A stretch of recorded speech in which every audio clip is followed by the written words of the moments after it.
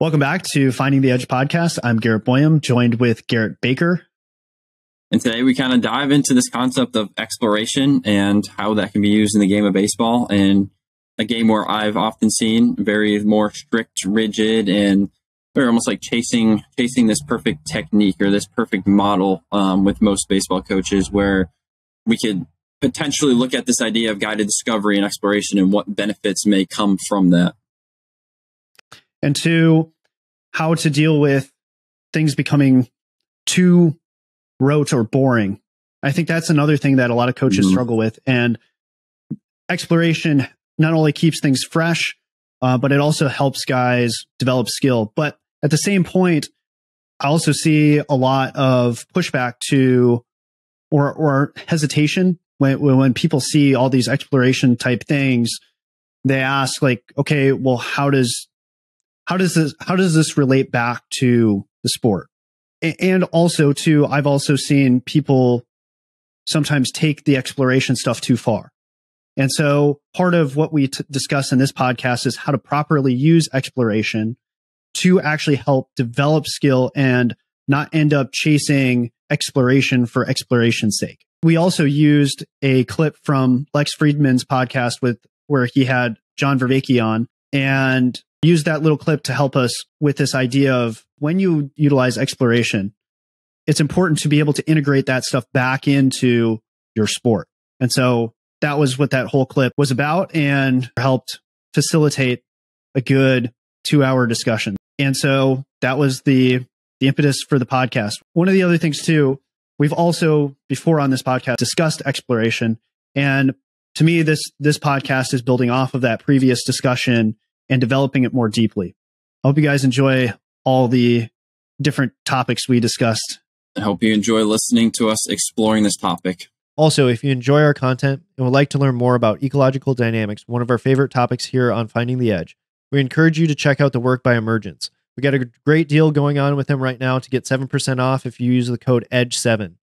They got a wide range of courses ranging from an extensive mentorship for those who really want to dive deep and get something a little bit more customized and unique to them. Unfortunately, the code doesn't work for that, but if you're looking for a great alternative, we recommend you check out the Movement Academy Intro. The Movement Academy Intro is a college-style course facilitated by the team members at Emergence. But if you're looking for something a little less intense, but yet more of a broad overview of these ideas and concepts, check out EcoD for Dummies. If you want something that has that gives you an overview, but as well as practical examples, check out the Practitioners Bundle, and you get 3 mini courses on the warm-up and how these ideas apply within the weight room and to speed and agility. So if you're looking for an edge in your coaching, check out the content by Emergence. Make sure to follow Emergence at Emergent Movement. Movement is abbreviated MVMT. That'll be their handle for all their social media. It's also used for their website, emergentmovement.com. You can find all their links to their social media and their website in the description below. Let's begin.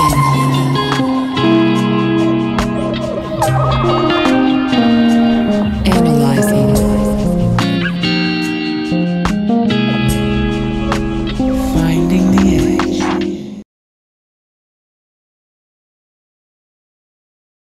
Find it back to the whole element of when it comes to hitting, how can we get hitters to be more of an artist in the same way that I want to say it's like the 5 Rings. It's the name of that book, that Japanese samurai or martial arts book. Yeah, I think 5 Rings, looking it up quick. Yeah, I think you're right. Okay. Yeah. And I mean, I haven't read it. I know my dad has a version of that somewheres. But I mean, from what I can remember about like people talking about it was like becoming one with the sword. Mm-hmm. And to me, I'm sure we've talked about this before, but I really want to hammer the point that like, no, it is a sword. As much as like it's fun for you pitchers to be like, you know, it's not a sword. Oh no, it is. And like, I want guys to begin to like, for us to see it as more of an art form of like, how can we become more artistic and skillful, but like not in the, like these paintings behind me type things, like not that type of artist, but like the type of an artist and the way that, like, you know, when you talk about you pitchers painting, you know, with the guy with the, like it's a skillful type of art in more of a martial arts sense. And so with that, I was trying to remember where I was going with it right before we started talking about this. I mean, you're talking about the pepper so like game. With that, like, yep. So with that, like, how can we teach guys to have better barrel control? Because at the end of the day, to me, the hitting is all about hitting. Like that's, I mean, what's in the name? Like that's what it's all about. And the move has been towards trying to launch balls as far as you can. And I don't have a problem with that necessarily, except for, you know, when all of a sudden they use different balls and then the ball doesn't go as far and then they just become outs on the warning track, which, you know, I get it because there was some stats out there on what the Braves have more extra base hits. They had fewer hits than the Mets. The Mets had more hits. And the difference maker between the Mets and the Braves was there was more extra base hits. And I think that's probably a general fair way to look at it.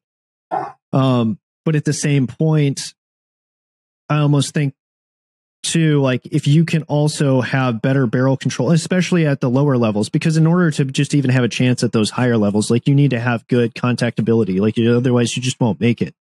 But anyways, the thought process was, okay, what types of activities can we do to help improve their contactability skills? And so, like you were mentioning, pepper, I thought, like, how could we do a better version of that? Because the goal is not to just teach them how to hit the ball on the ground, because that's all that game is designed to do, is to teach you to hit ground balls, because otherwise you're out. And so how can we turn that into like a more of a line drive game? And then how can we add elements of like more wicked movement? Because to me, what's cool about that old school game that nobody really plays anymore is that you are learning how to connect your movement and to coordinate your movement and to become more attuned to the bat and how it moves and how you move the bat and how that all moves in relationship to the ball. And so I think that it's a really cool game that we need to build upon. But that being said, that doesn't mean that we still don't train for bat speed, because bat speed and hitting the ball far and hard is like all the rage right now.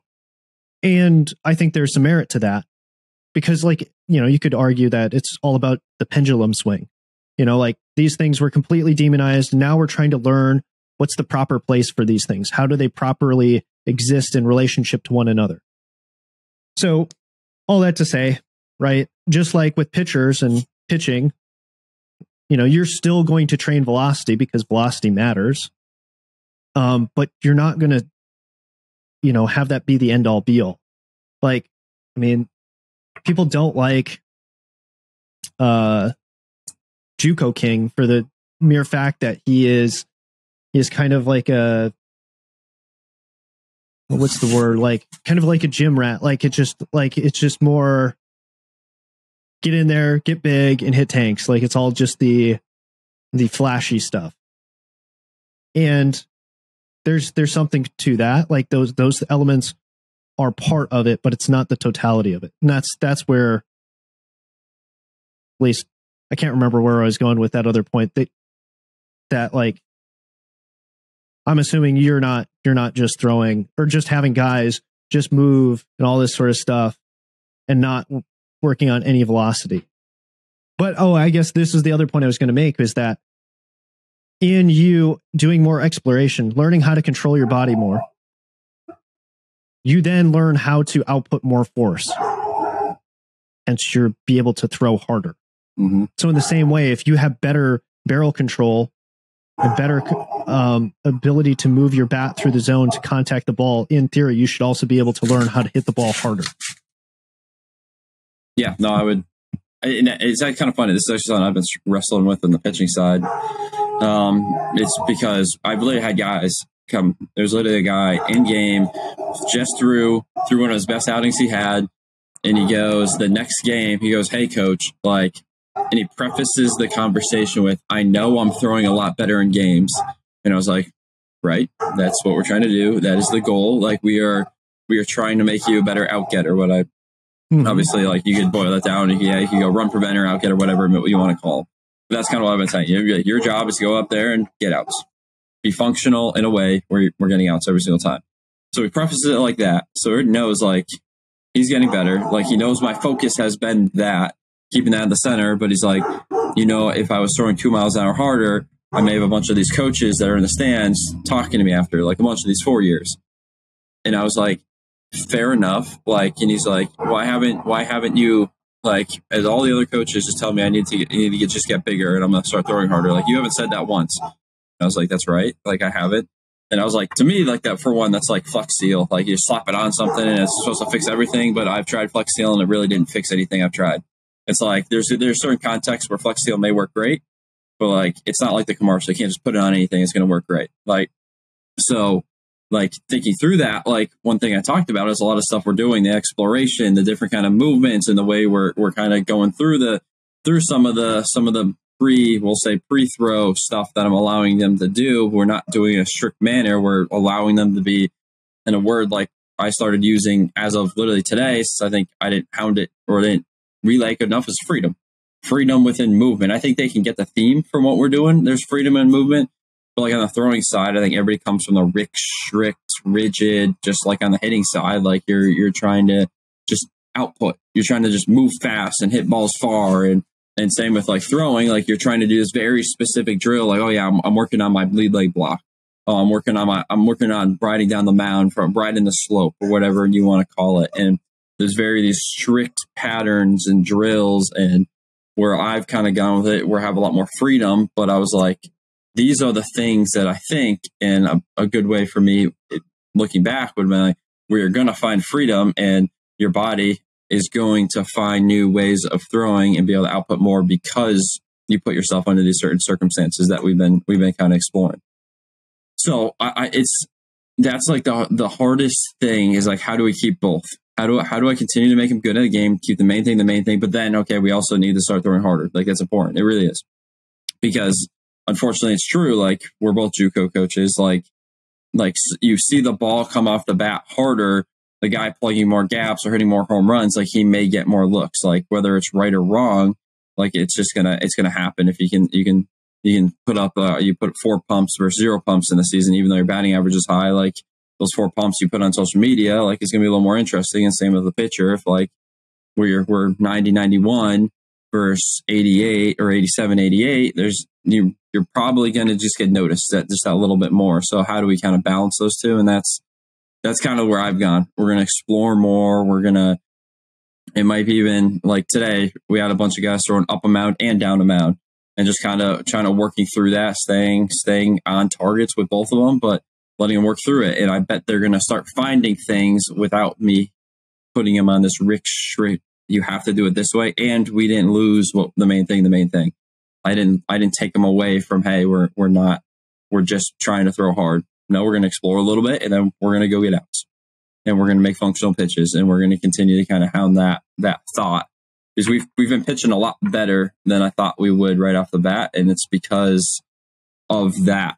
That's what we do every single day. That's the main thing. And that's the meat and potatoes, I guess, if you want to call it that. And I think that's where the challenge, and this is where I wanted to play this clip. I think it actually fits well, because I think there's a danger in too much exploration. And like, we have to figure out what is the structure and the framework that keeps us on our target, because it's a difference between just doing exploration for exploration's sake. But like and so I think John Vervaeke here does a good example using using the example of neural networks and how neural networks are great for finding things, but you can sometimes overfit the data. And like, how is it that you can, or like, what's exploration for? And then how do you then utilize it to reintegrate it back into what your main thing is, right? Like keeping the main thing of getting outs or getting hits, or rather scoring runs. Mm-hmm. If we're talking on an offensive side of things.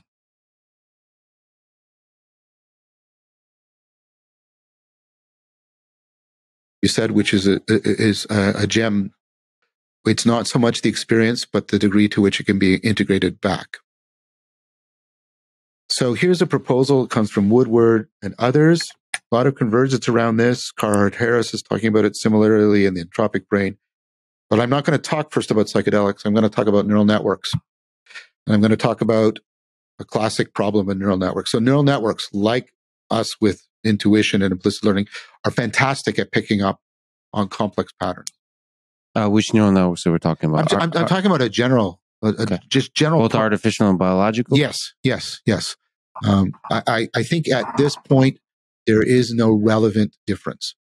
So one of the classic problems, because of their power, is they suffer from overfitting to the data. Or for those of you who are, with statistical orientation, they pick up patterns in the sample that aren't actually present in the population, right? Mm-hmm. And so what you do is, there's various strategies. You can do dropout, where you periodically turn off half of the nodes. So a couple of things. The first thing that Vervaeke talked about was the importance of reintegrating things back into like the real world, or like, I can't remember what is it that he said.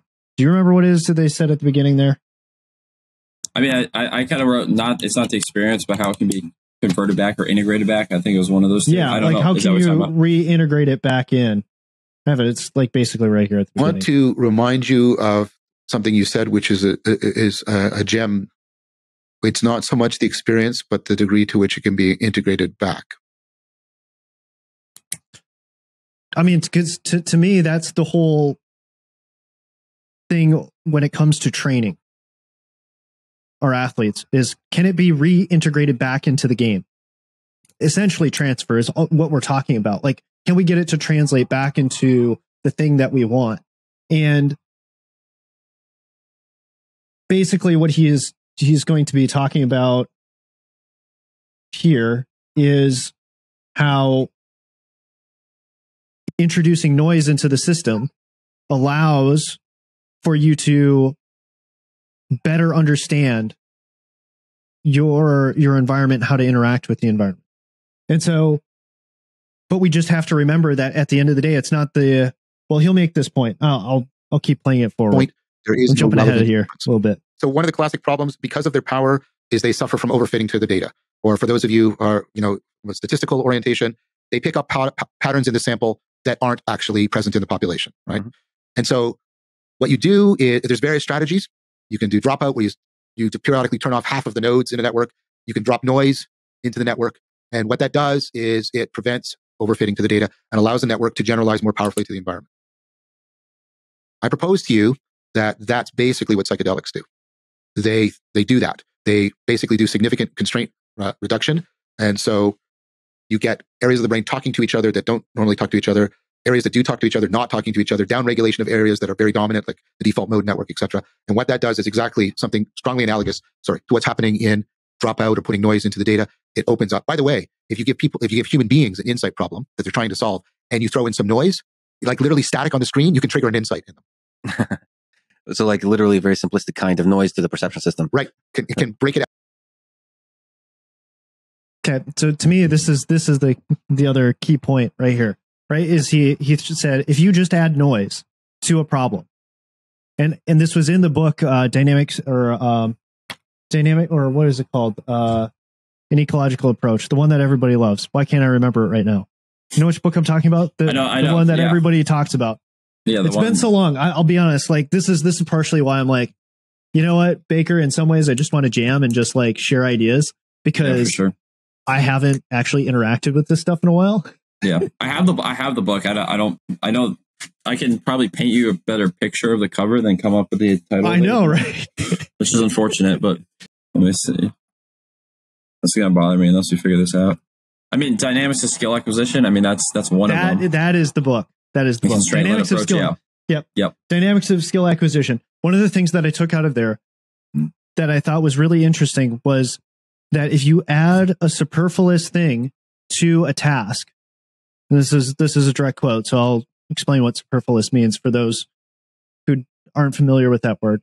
But if you add a superfluous task to, like, say, for example, they used in the book was soccer, like kicking a soccer ball for trying to score a goal. If you just add, like, have them jump over a hurdle, something that they would never do in a game, like that actually helped improve their ability to kick soccer balls into the goal. And it could just be something completely random. And so superfluous simply meaning just completely unnecessary. And basically it fits exactly what Vervaeke here is talking about. All that is noise. All they did was add some noise into the problem, and it helped them solve the problem better. But as Vervaeke points out here, that's not the goal. It's just like, in order for, if you're having a hard time throwing strikes, if you're having a hard time hitting the ball, just throw something completely random in there, and then that will just fix it. And it may help, but that's not there's a potential flaw in that. And we've seen that with some of the people who have gone the dynamic systems route of they just are doing random stuff for the sake of doing random stuff. And it does help and it does work, but it will only get you so far.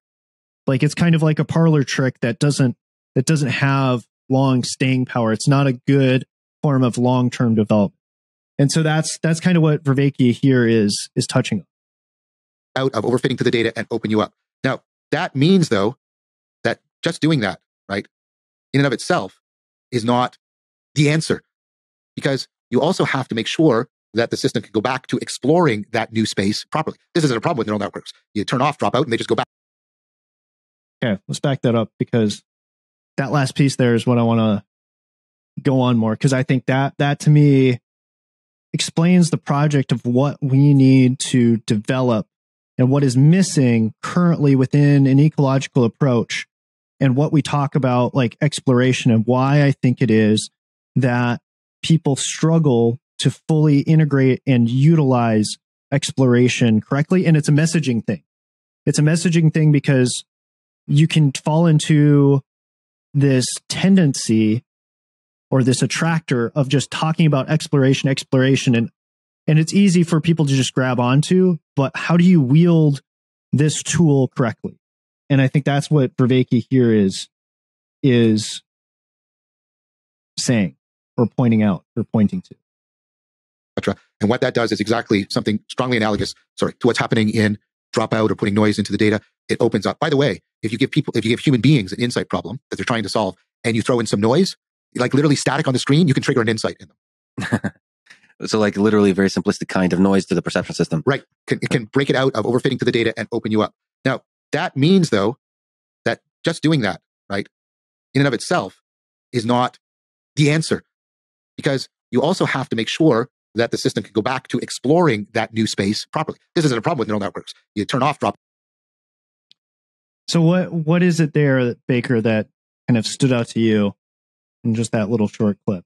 I don't know. I'm trying to like, I don't know, wrestle with that idea. I guess, do you think he is trying to say, and almost bring it to the baseball terms, kind of bring it back to that, is like, okay, so you get that, you throw some random noise in there, you find a solution, find a functional solution after the random noise, but now you got to go back into this environment where you're still trying to figure it out, trying to explore it, but that random noise didn't necessarily carry over into actually finding functional solutions after.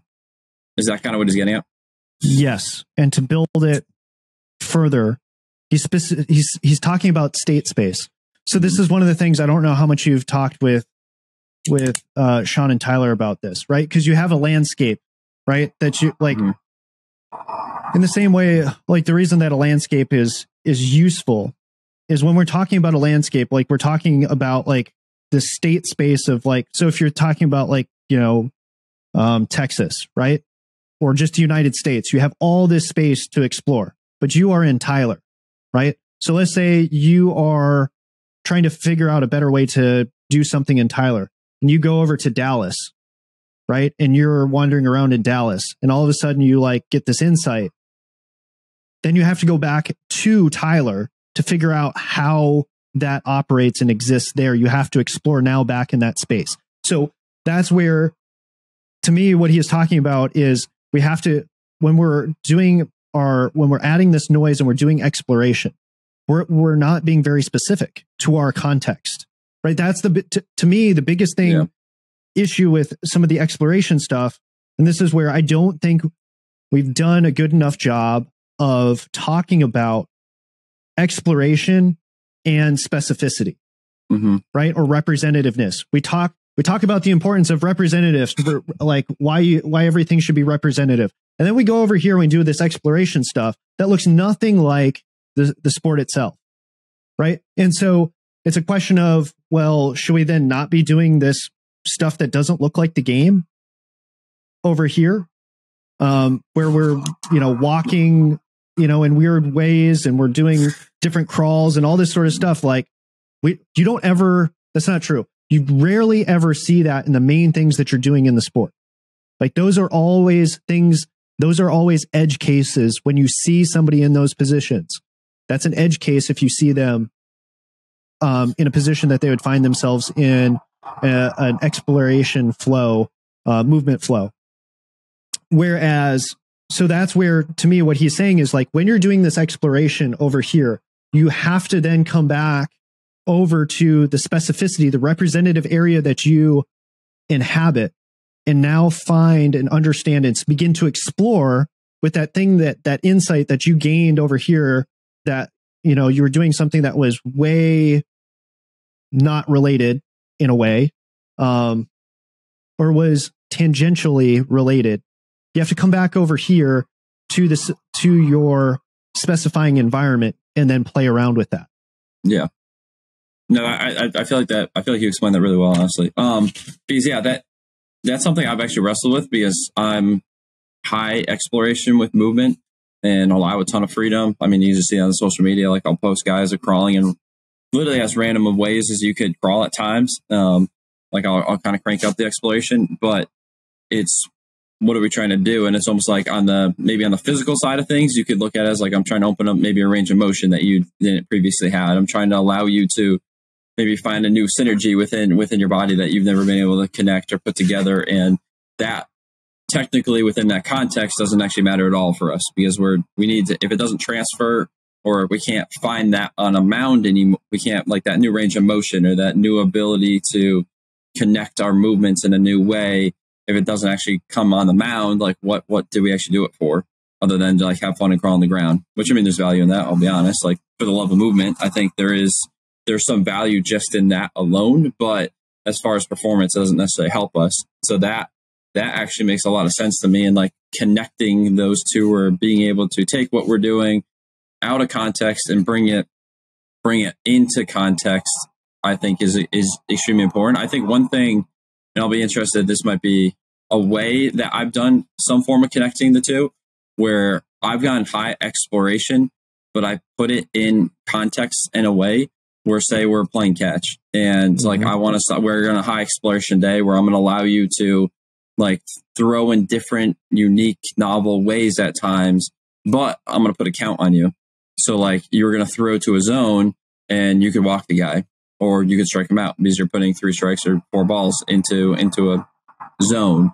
And that's one way I've kind of tried to connect it, which makes it a little more specific, but still high exploration. If you're kind of following me on how that may play out, which I think bridges the gap a little bit, but that still doesn't necessarily answer the definition of, okay, so like we found a new insight or a new movement or a new way to connect with the world, like a new way to organize my intentions of how I may move with, like, when I talk freedom, like that's one thing we've been talking about, like move freely. Okay, well, that's a new way of me interacting with the world through movement.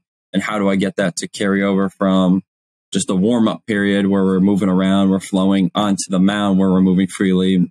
Just like I like the analogy of the Dallas to Tyler, like now we have to go explore that freedom on the mound. We found that insight of what movement freedom could potentially look like and feel like because we felt it. But now how does that come on the mound in context when we're trying to get outs with a batter in there and when it kind of matters, right? The actual thing, not just, okay, I'm freer, right? I don't know if I followed that rant or not, but no, I did. I'm trying to look up a comment that I had the other day because there's so many different elements that play in here. As I was thinking about it, like what you have going on there, as far as like practically, because to me, what needs to happen in the Eco-D space is we need to start creating more structure. And this is the thing that like at first everybody wants to go to this like self-organizing thing, not understanding that things self-organize around constraints. And so like there's you can overstructure things, but you still need structure because like things don't emerge without structure or constraints basically. And so if you are not intentional, that's a side rant. Anyways, so I'm trying to make the argument for like why structure actually is a thing within an ecological approach. And it's just understanding that the structure then affords other opportunities. Like in the same way that, okay, things can grow, and emerge organically or self-organize in the wild, in the environment. And you can have all this great ecology. But it's not the same thing as having a garden or farming and doing it well. Like what we don't want is a monoculture, right? Like, so how is it that you actually, in order to grow a good garden, you actually have to create some sort of structures in order for things to self-organize and to flourish. And so in the same way, we need to create some structures around how is it that we learn? How is it that we develop skill? And so, for example, like what was highlighted to me in listening to this clip again was like, okay, I've been thinking about exploration as part of the learning process, and you're always exploring, but the question is where are you exploring? Okay, so like initially, it's about getting your mind to begin to think in a different way or be more open and attuned to your environment and to become, or to put it more in a state of problem solving and to be able to, to like what Vervaeke was talking about, because sometimes we can become overfit to our environment because, in the way of you're losing the forest through the trees, right? And so we need to break out of that frame so that we can better see the forest, meaning like our objective of where we're trying to go and how to get there.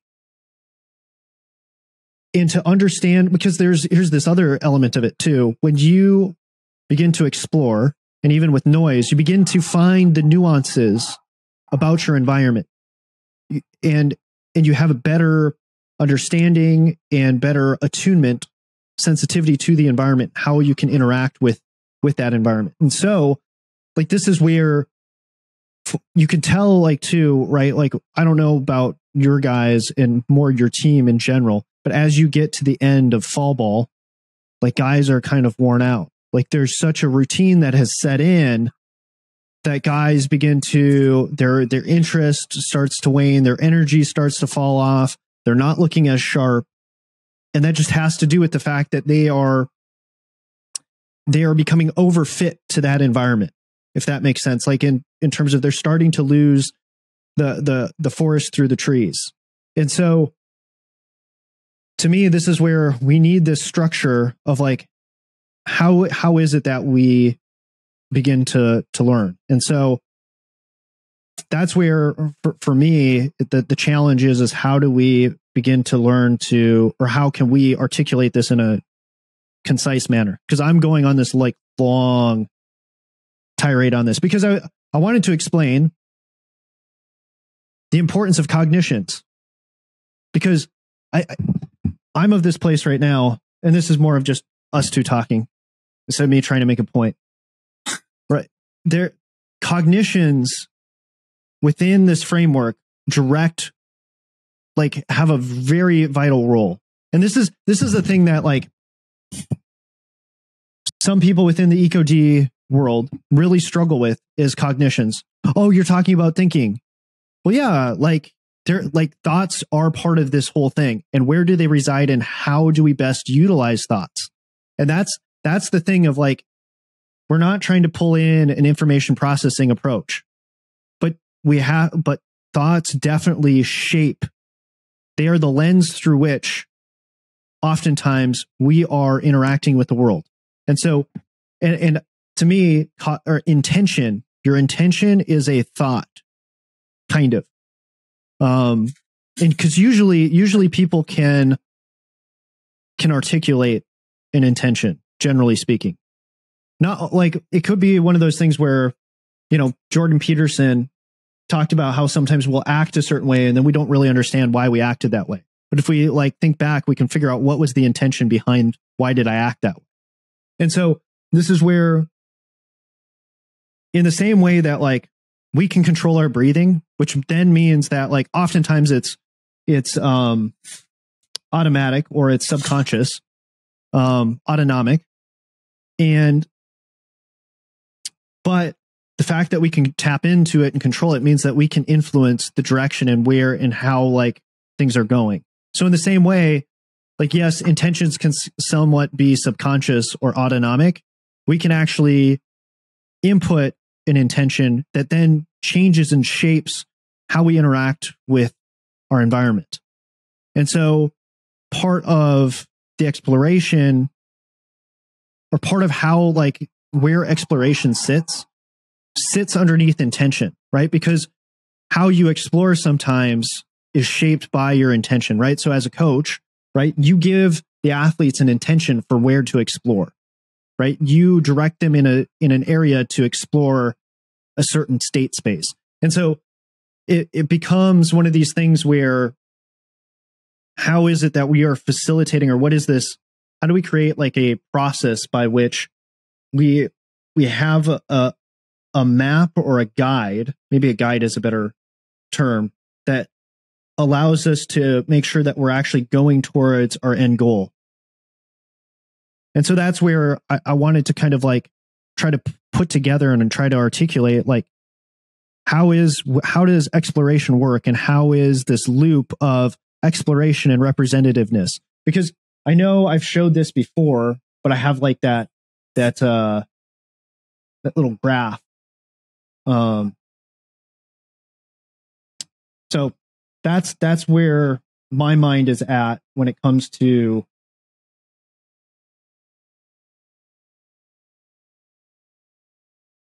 what it is I'm trying to like figure out, like, how to get this condensed into like a mini bite-size thing on how exploration is a key component of developing skill. And it works on every level, from the non-specific to the very specific. Yeah, I feel like explaining it, and I mean, I don't even know if I could fully, like, one, articulate it extremely well. Two, like, I think there's still things to explore on my end of how it may work and why it works the way it works, right? Because I think we both seen it, we both somewhat understand it, but explaining how, okay, you can go high exploration. And my original thought when I was kind of playing with those ideas and wrestling with those ideas is, there's times where you go high exploration and allow people to be free and move differently, and like you may stumble upon something while you're exploring, which I think is like kind of just like some form of discovery, which there's a lot of value in that.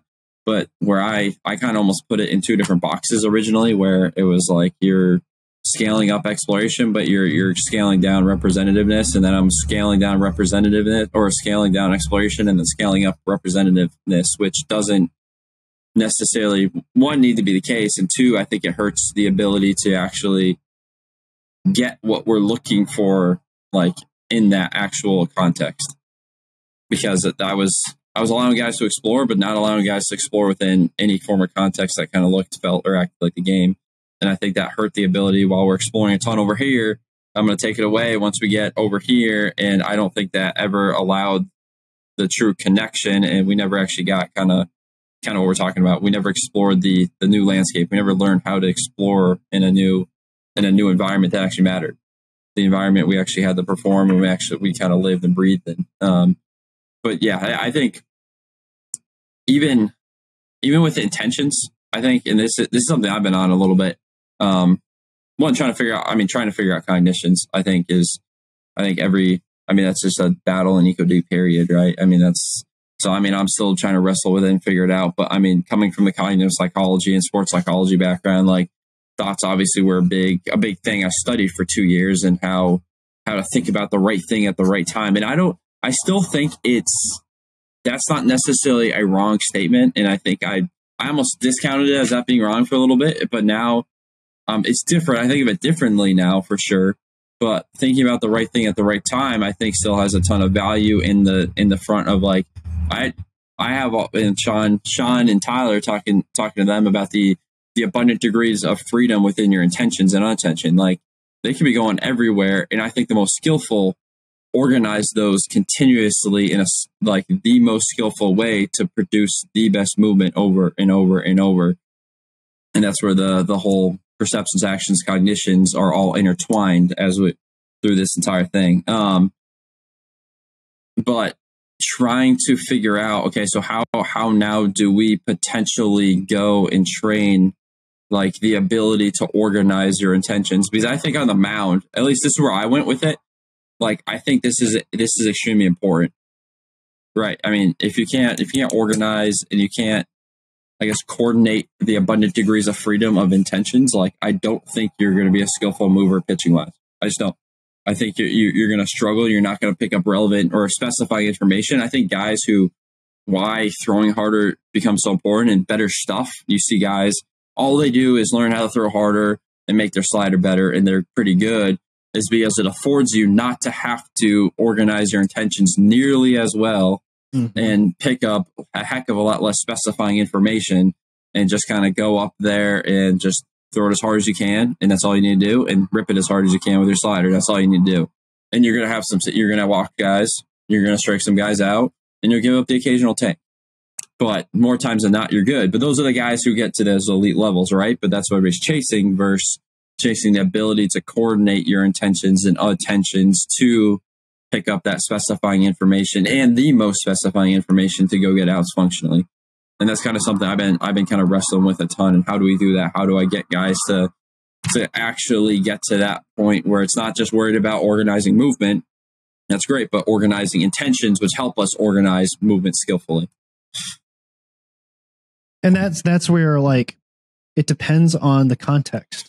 Right. So, for example, baseball oftentimes does not always work at the same level of immediacy as field sports. Like, there's a level of that when you once the ball is in play, you could say, or once the pitch is thrown, right? The hitter then has to do something more reflexively. And that's where I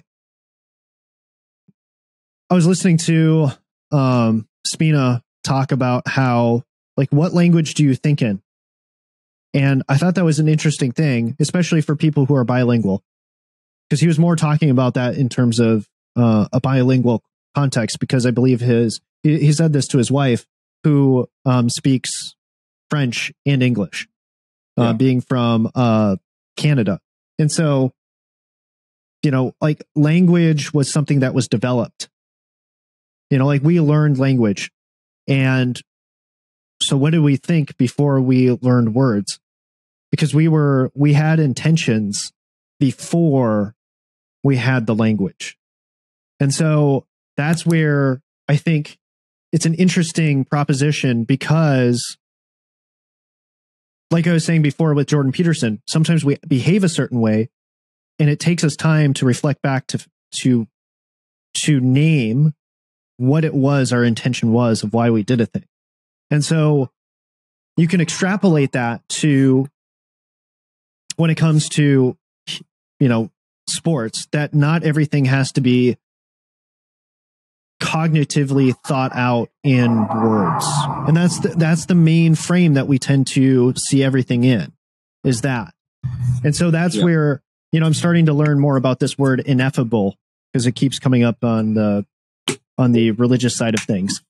And ineffable just means you can't express it in words. And that's what becomes so hard for a lot of coaches and even players, is that there's this experience that happens when we're playing the game that is beyond words. Mm-hmm. And so that's where I think this gets a little bit complex, but I do want to bring it back to the exploration piece and what we were talking about before, because right, when we're doing the warm up, to me, exploration has a level of variability, and depending upon where you are, you can be in these different sort of state spaces, right? You can be in high variability, which to me is there's lots of exploration going on, and like really low representativeness. Like you can work in any, sorry, I don't have the, sure, pen. I don't know. All right. Right. You can begin to explore up in this area, right? And it has some level of specificity, and it can be part of your warm up. You can be over here, right? But the level of representativeness, right? We could say it's perfectly representative, but how much variability really occurs here? Because to me, this is right here has the perfect amount of represents all the variability that is contained within the game, and how much variability is occurring at any one moment within the game. And it's much more limited than when you're like way up in here. Because the more you go up that direction, you could say, like you begin to get more and more infinite in my mind. Yeah. But sure. Like there isn't an infinite number of configurations when you're working here. There just isn't, because of the rules and the constraints of the game. And so this is where, to me, when we're talking about exploration, it works on this continuum of specificity and variability. So for example, we do some exploration and I find a thing over here in this area. Then I need to take it back to a place where it becomes more specific, and I'm working somewhere over here or somewhere over here, and maybe in one of these settings, and I'm playing around with that thing. And so all of a sudden, what I've come to this realization of is it looks a lot like mass practice. So if you start to see, especially like with young kids, like why is it that they are doing the same thing over and over and over again, sort of, and they seem to enjoy doing something very simple and mundane, is because for them, because they're so bad at like their motor skills and things are so novel to them, they're deriving more and more information from each subsequent go around. And two, they have enough variability within their own system that like they're creating new outcomes every time that they interact with the thing. And so that through those interactions, we begin to learn how we relate to the world. And so that's where, to me, like because I'm beginning to think about like, okay, if I want guys to understand the relationship between how they move the bat in relationship to the ball and how their actions with the bat impact how they either hit or don't hit the ball, and what do they have to do to be able to hit a ball that's moving in different ways and in different locations, we may have to spend more time doing like the same thing. You know what I mean? Like from this, right? This whole thing of like coaches being like, we need to get guys a lot of reps. And by a lot of reps, they usually just mean a lot of swings or a lot of throws. And there's not like an intention behind it. other than we just need to get a lot of reps. And sometimes, like, I'll be honest, when I'm working with throwers, I'm just like, I need you to get a bunch of reps in because I need you to be able to have the capacity to handle the volume that you're going to, need to be able to do work, right? Sure. If you're going to want to explore how to throw more strikes, you need to have the capacity to go out there and explore a ton, to put more bullets down range, to figure out how you can manipulate the ball. But if you don't have the capacity to go out there and throw 100 throws, or 50 throws in a session just to do some exploration, and then you're done for the whole week, or now you are injured because now tomorrow when coach runs, a more defensive heavy day and you're going to have to throw more, your arm starts hurting, so that to me is like everything is unique. But barring that, if it was just a capacity thing, then yes, you can just say more reps. But if you're actually trying to develop a skill, you actually have to use those reps with intention. And so I think that the thing is that most coaches are looking for a silver bullet, meaning like this thing is going to happen within one training session. Like, let's just think about it realistically. Most often, right, in a hitting session, I'm going to get maybe 4 or 5 rounds max. And depending upon so for example, for BP, this is our current mode of doing things. It's a 5, 4, 3, 2, 1, which is about the equivalent of, I think, like 15 swings. So how much within 15 swings can you really work on something? Like that's the thing that I have been thinking the most about more recently is, okay, let's say I want to do some barrel control stuff. And I spent it could take a guy a whole round of 5, maybe actually 8 swings to figure this out. And so what I'm beginning to think more on, and this is something that I got borrowed from Ryan Parker, and this is partially why I wanted to bring up that tweet, but I think it's good enough just to give Parker the recognition for this, was talking about levels. Like, what if, when it comes to, because there's so much complexity to the exploration and the stuff that's going on, it's like, for example, if there's a certain skill that we want them to explore and to get to begin to develop some sort of attunement or mastery over, maybe we just make it like a game. Like, you have these different levels. And I think this is the important way of framing it, not just like, this is first grade. All right. You can't move on to second or to the next grade, or it's like the fundamental skills, right? Of you need to learn how to crawl before you can, or walk before you can run. And I don't think that's not necessarily what I'm necessarily saying here, but sometimes it's like you need to spend some time at this, on this, which is a better word for level.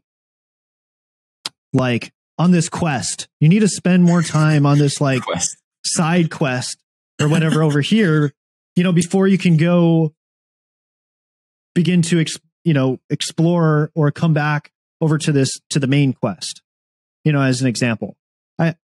Because to me, if I want, because I've just started to recognize man, for some guys, we might spend their whole entire round, just doing some sort of check swing or barrel control stuff. And they didn't even get any full hacks off. And I think there's something lost when you do that, but it depends on what your mindset is. Cause I was beginning to think of it, how do you scale this for a team practice? And to me, it's hey, here are the different levels. If you can show and demonstrate that you can contact the ball, okay, you can swing away. And maybe it's it goes forward and back in the sense of all right, if you're able to check swing the ball in play twice, you can you can swing away. But if you miss the ball 2 or 3 times in a row, let's just make it 2, for example. If you swing and miss twice, then you have to check swing until you hit the ball once before you can take a full swing again. As an example. So you're guiding their exploration and where they're exploring and how they're beginning to interact with the implement. And this is where it becomes where you have to develop the system, I guess, because I think there's more nuance to what I just threw out there. But anyways, I'm kind of curious your thoughts on this whole long rant. Yeah, no, I've kind of gone back and forth with that. A similar idea. Not, I mean, obviously not the exact same, but on the throwing side of things. But like I have what I'd call my system, right? And like there's certain, I don't want to say metrics, but certain maybe attributes, metrics, or like skills that like I'm looking for pitchers to show me, and like they're technically in categories. They all play off each other, all intertwined. Like, but there's certain things like I'm looking for, and like there's the main ones. And if we're not accomplishing these, I'm not going to move on to these next ones, because like at the end of the day, like these main ones are going to probably help us be extremely functional. And that's kind of the end goal. And it's trying to find like, okay, so what's your limiting factor? What is holding? And that's what I try to kind of like, what are kind of like the rate limiters of this one person? What's holding this person back from being the most skillful version of themselves, right? With the idea of me keeping the outs directly in the middle, because that's what I care about the most, like functionally getting outs within a ball game. Like what is holding this one person back? There's all that other stuff that can go on the outside. But then thinking from the Eco D side of things, like when I think of system, I think of almost at times too rigid. And this is where I've kind of gone back and forth with it, right? Like how much do I want to put a system in and put these parameters around this? Because they may not interact with the environment the way think they may be interacting with the environment because of my system, right? And so that's where I'm always fearful upon putting systems in. But at the same time, like that's where I'm almost exploring this right now in the fall myself, like trying to live and breathe in my own life form. Like as a coach, like I'm now kind of like trying to skillfully explore, okay, what are the things that players are connecting to that are helping them become more skillful within my system, and what are things that may not be doing that very specific thing. And I think that's going to help me kind of actually like firm the system down, even though I think it works pretty well right now. But there's certain things that I've already like, I went to go started to put in, and then I was like, people are not connecting to this, and this is not what I thought it could have been, or it's not necessarily helping guys get to where I thought they needed. And it was like my number one, like, if you do this, like you're going to be really good. But the way I put it and the way I was measuring it was not the way I should have been doing it. So I kind of scrapped it, but I thought it was like the first thing. It was like, this is the very first thing I think you need to do before you can do all these other things. And it's people are just interacting with the game differently than I thought. And it's a little bit for like us being coaches, like we're a little disconnected from playing, which I think hurts us in a lot of ways. And us not, which I still respect all the people who still do play and still try to explore these concepts that they're giving out, which I try to do every so often. But because I haven't played, like I realized like, hey, if I were to be playing, like I may not connect to this. And I kind of thought about it, talked to some people about it, and they weren't understanding. They weren't necessarily connecting to the system. And then literally all I was trying to do is like the idea of committed pitches, and like almost like intentionally finding out what their intentions were and how well their intentions or goals were every single pitch. But then I made it too cognitive, and I made them think about their intention every single pitch too much. And if they were focused on that specific intention, and that wasn't necessarily the best thing for specific people. Maybe certain people at certain levels needed that, but a lot of guys didn't. And I also think, and I think you hinted at this earlier, but we don't necessarily always like connect to the world via thoughts, in my opinion. Like you don't necessarily need to think. You may be picking stuff up skillfully without ever having a thought in your brain about what you're actually about to go do. And that's where I think, especially some of my elite level throwers, like they're not consciously seeing or thinking this specific thing and what they're seeing and connecting to and how they're about to go perform this pitch, but they are connecting to the environment, and their intentions are set extremely well before the pitch and during the pitch. And that's where that whole thing, the system failed, but like, again, in the Eco D side, like because I made a system, I limited some guys at a certain time because I forced them or tried to force them to interact with the world in a certain way. Well, that goes back to what I was saying before of like, we need to figure out what's the best way. Like, what's the best way to create a system for athletic development? Because For sure. right, based upon your intention, this is where like I think Kinevin is really good in the sense of it gives you a framework to understand what types of systems you should build. Right, we're dealing with a complex system, therefore, how you deal with that is going to be different than if you deal with a repetitive, like, you know, I'm building a widget type of a thing, like I'm putting out a product. Well, having a standard operating procedure for building a product makes a ton of sense, right? And so that's where understanding like what are the principles that we want to, or heuristics maybe is the better word. What are the heuristics that we want to use to guide us when we are developing a system for guys? Is that the word that you used, or was a program? I can't remember. Well, yeah, system. Yeah. System. Okay. So, because I think I wanted to play this clip of this chiropractor, because this goes back to what you were kind of talking about before. And this is a problem. He highlights a problem that I think we as coaches fall into a ton, especially when because this goes back to the fundamental skills or whatever, you know, like you need to learn how to skip before you can learn how to sprint or whatever these sort of things are. And that's why I said before, like it should be developed like a open, like what are those games called where it's like an open world, right? Like you don't have to go through it linearly, but sometimes it makes more sense based upon your skill and your strategy for how you play the game for you to go a certain route and spend more time over here. That's why I said like side quest, right? So it makes it seem like it's not a thing that you have to go in this order. For you, it might need to go in this order, but like that's not everybody. Like that's where the system is dynamic or diverse enough that allows for it to fit for each individual, because like that's our niche, right? As coaches, is that we have a wide variety of individuals in that we work with. And so we need to have a system that enables us to individualize for each person. And that's I think is the struggle that a lot of coaches have, is like, well, individualization is huge for everybody, but it's like, how can we have a system that fits to all the individuals? And like each individual is able to, in some ways, with some input from us, but that doesn't require a high degree of input or time intensive. Like we don't have to micromanage it, but rather we can put in little bits of input, and then the system from that is able to self-organize its way through your system to find its best fit, to also then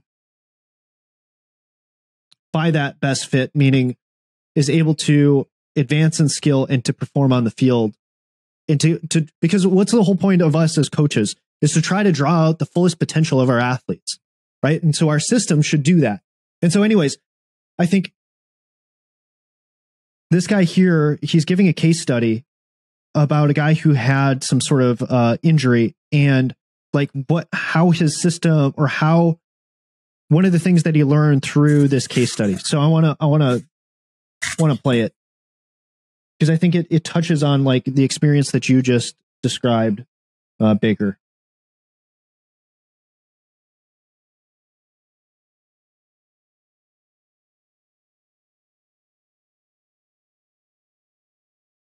So let's go over a case study. I had a patient who'd been dealing with nasty sciatica pain down his leg for about 7 months after a disc herniation. He was told he didn't need surgery, so he'd been going to physical therapy for the last 3 months and doing core exercises, but it wasn't helping. He used to be a super active guy, but by the time he got to me, he was much less active. He was avoiding bending over, and he was missing out on stuff he loves, mainly surfing. But what did I do? First, set expectations for recovery. Irritated sciatic nerve is a lot like that pissed off ex-girlfriend. It can hold a grudge for a long time. It's not uncommon to still have pain over a year later. Unfortunately, most sciatica treatments just don't work very well. It's not something you can exercise away. So our goal is to get him back to living his life while time takes care of this, and he needs to know he could be in it for the long haul or he'll get discouraged real quick. Next, I reassured him that the nerve is sensitive, not damaged, and he's safe to move. Then I wanted to help him get used to popping up on a surfboard again.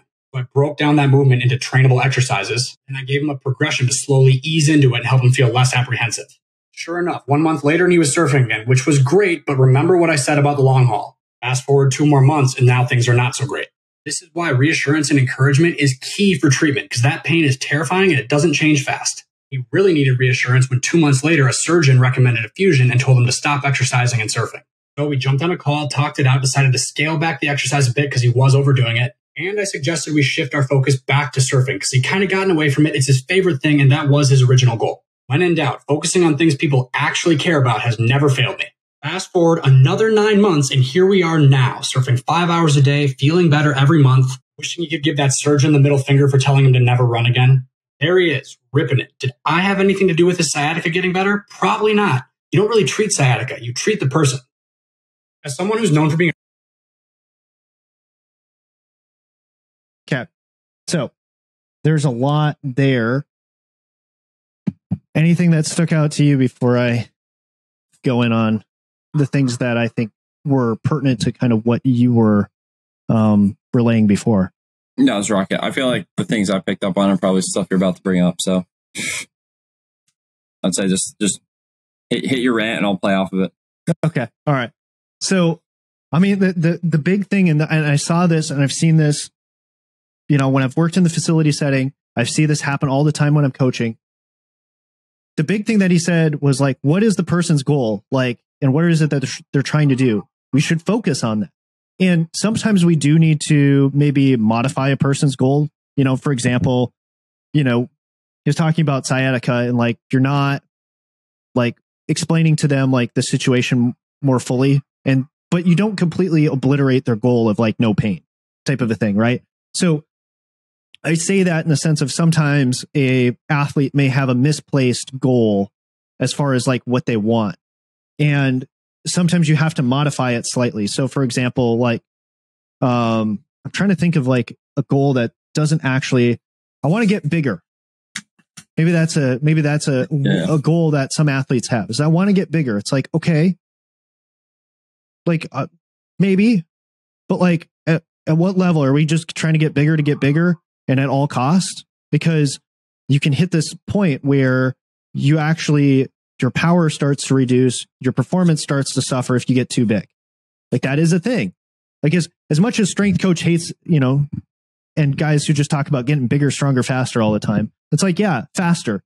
Like that is a thing. And sometimes when you get bigger, you don't get faster. Like there is that point. And yes, for some people, they have to do it a lot, but like, let's just be real. Some people are literal. And that's why I mean, like we sometimes have to moderate guys' expectations a little bit and we have to hone their goals. But I think at the end of the day, we still have to go back to what is the athlete's actual goal, or what is it that our stated goal is in terms of like, what's the long-term goal? So for example, like if your goal is to play pro, well, then that needs to be the main goal. And then small things like velo is a subset of that primary goal. Like, and this is one thing I've started doing some stuff with Brady Vollmering. And one of the things that I really appreciated about his intake process was he was talking about your why. It's like, ask the question why, in terms of like, why do you want to do something? And then, okay, once you figure that out, ask that again, why?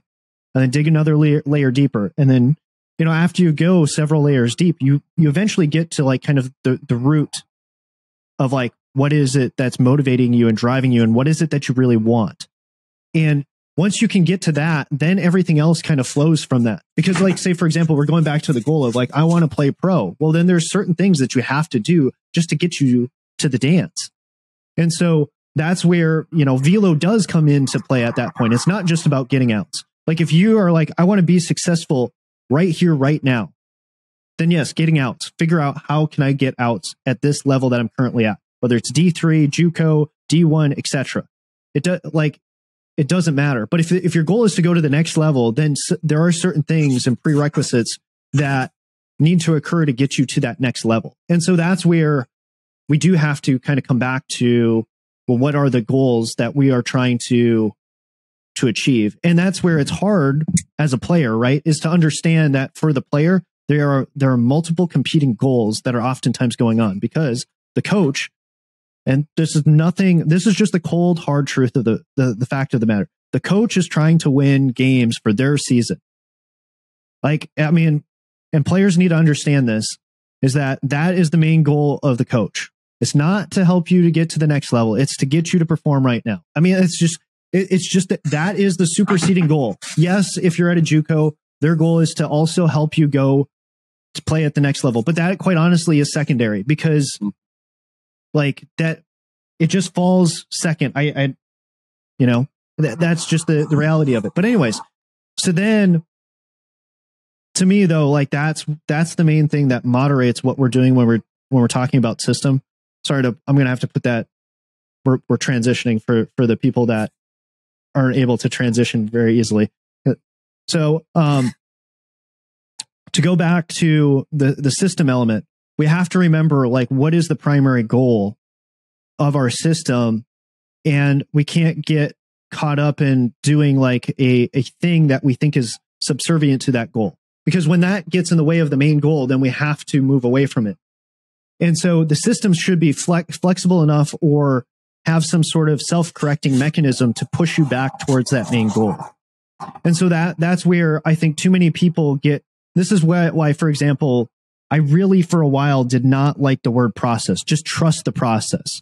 Because so oftentimes that meant focusing on minutia and not focusing on the main goal.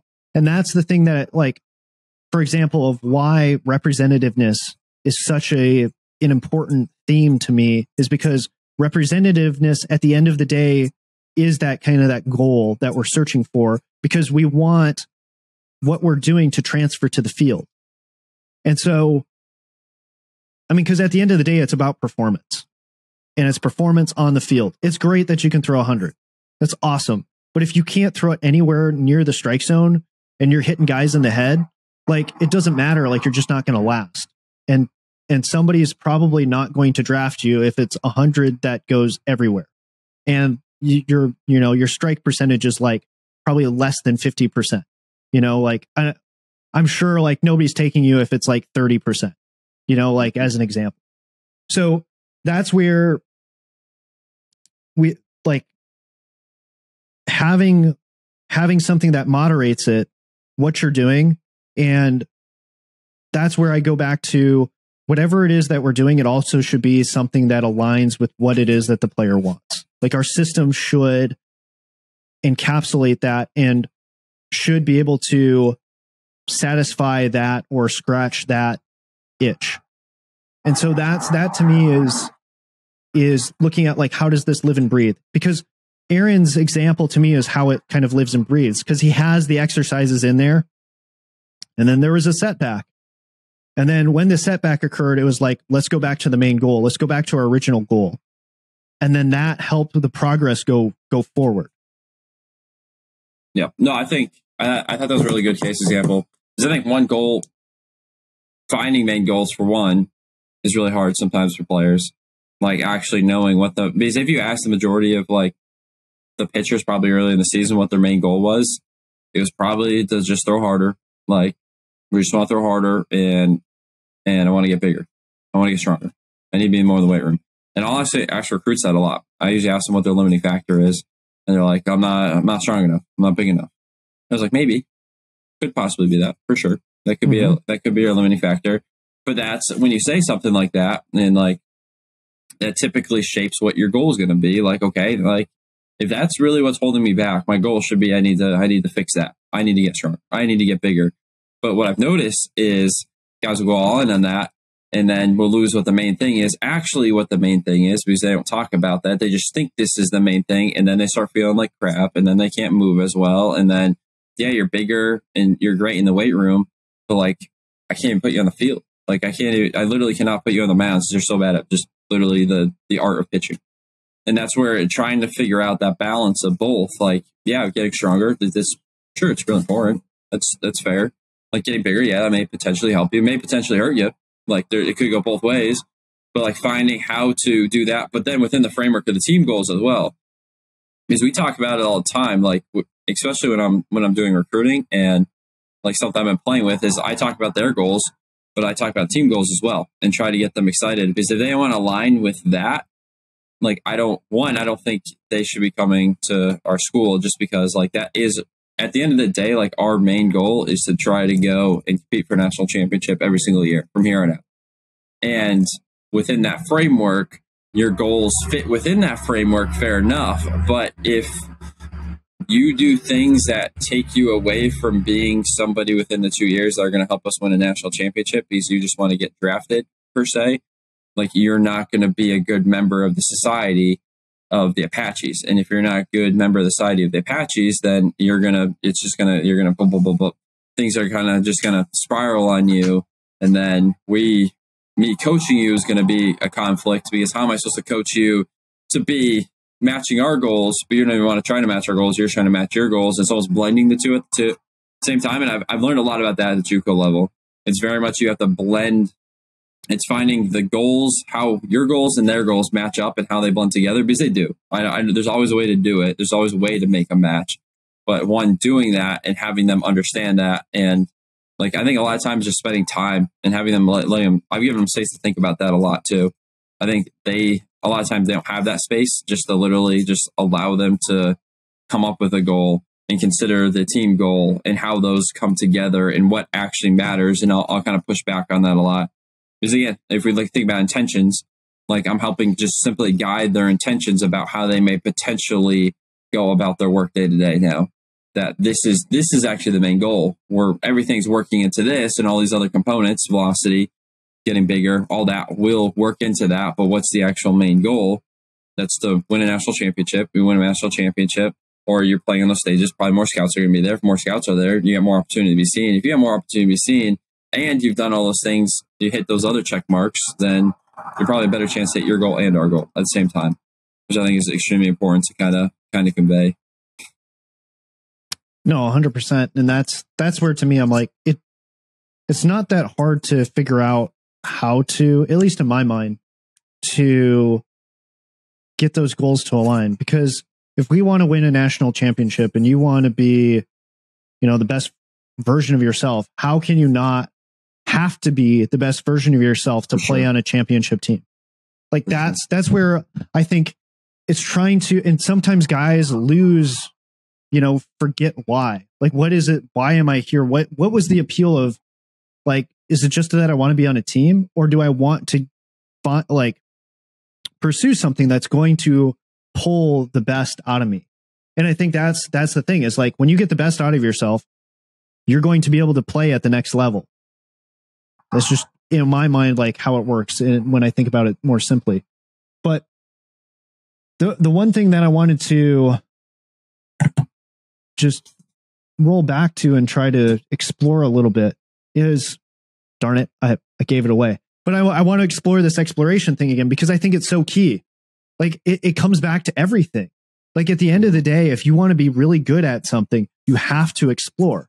So for example, like, because to me, like, it's like a funnel, right, of exploration. You're way out here and the funnel is wide and you're exploring way out on the edge. But then you have to come back and get to like a small subset of exploration. Then you have to spiral back out. But the process of learning is always exploration. Like you're always trying to explore and understand, how is this working and how can it work better? And then it flips to this thing of, okay, how can I explore to find out how I can be consistent at solving this problem, meaning executing and performing and getting like what's going to yield me the most consistency of outcome. And so that then begins to narrow your number of like possible solutions, because like this is the thing of like, yes, there's infinite, but it's not like it's infinite within, right? So there's infinite that encapsulates this whole thing, right? But like, that's not what we're talking about. Like, as you begin to like your sport encapsulates a certain area. Okay. And once you, depending upon like what role you play, it may only inhabit like this space here. And yes, there's an infinite number of possibilities within this space, just in terms of like, just the sheer number. But like where that infinite space is confined is actually limited. Like it's a smaller number of infinity. I don't know if that makes any sense. Right? Because if you're talking about, yeah, right, sure. you're talking about like this, sure. like finding the edge, right? The uncontrolled manifold, right? In terms of like, if this line represents the number of possible configurations for you to be able to successfully hit a baseball in terms of just like the temporal constraint, right? This being time, how much time you have, and then how you can organize your body to meet this ball, right? Because it's like, okay, how many numbers are there between 1 and 2?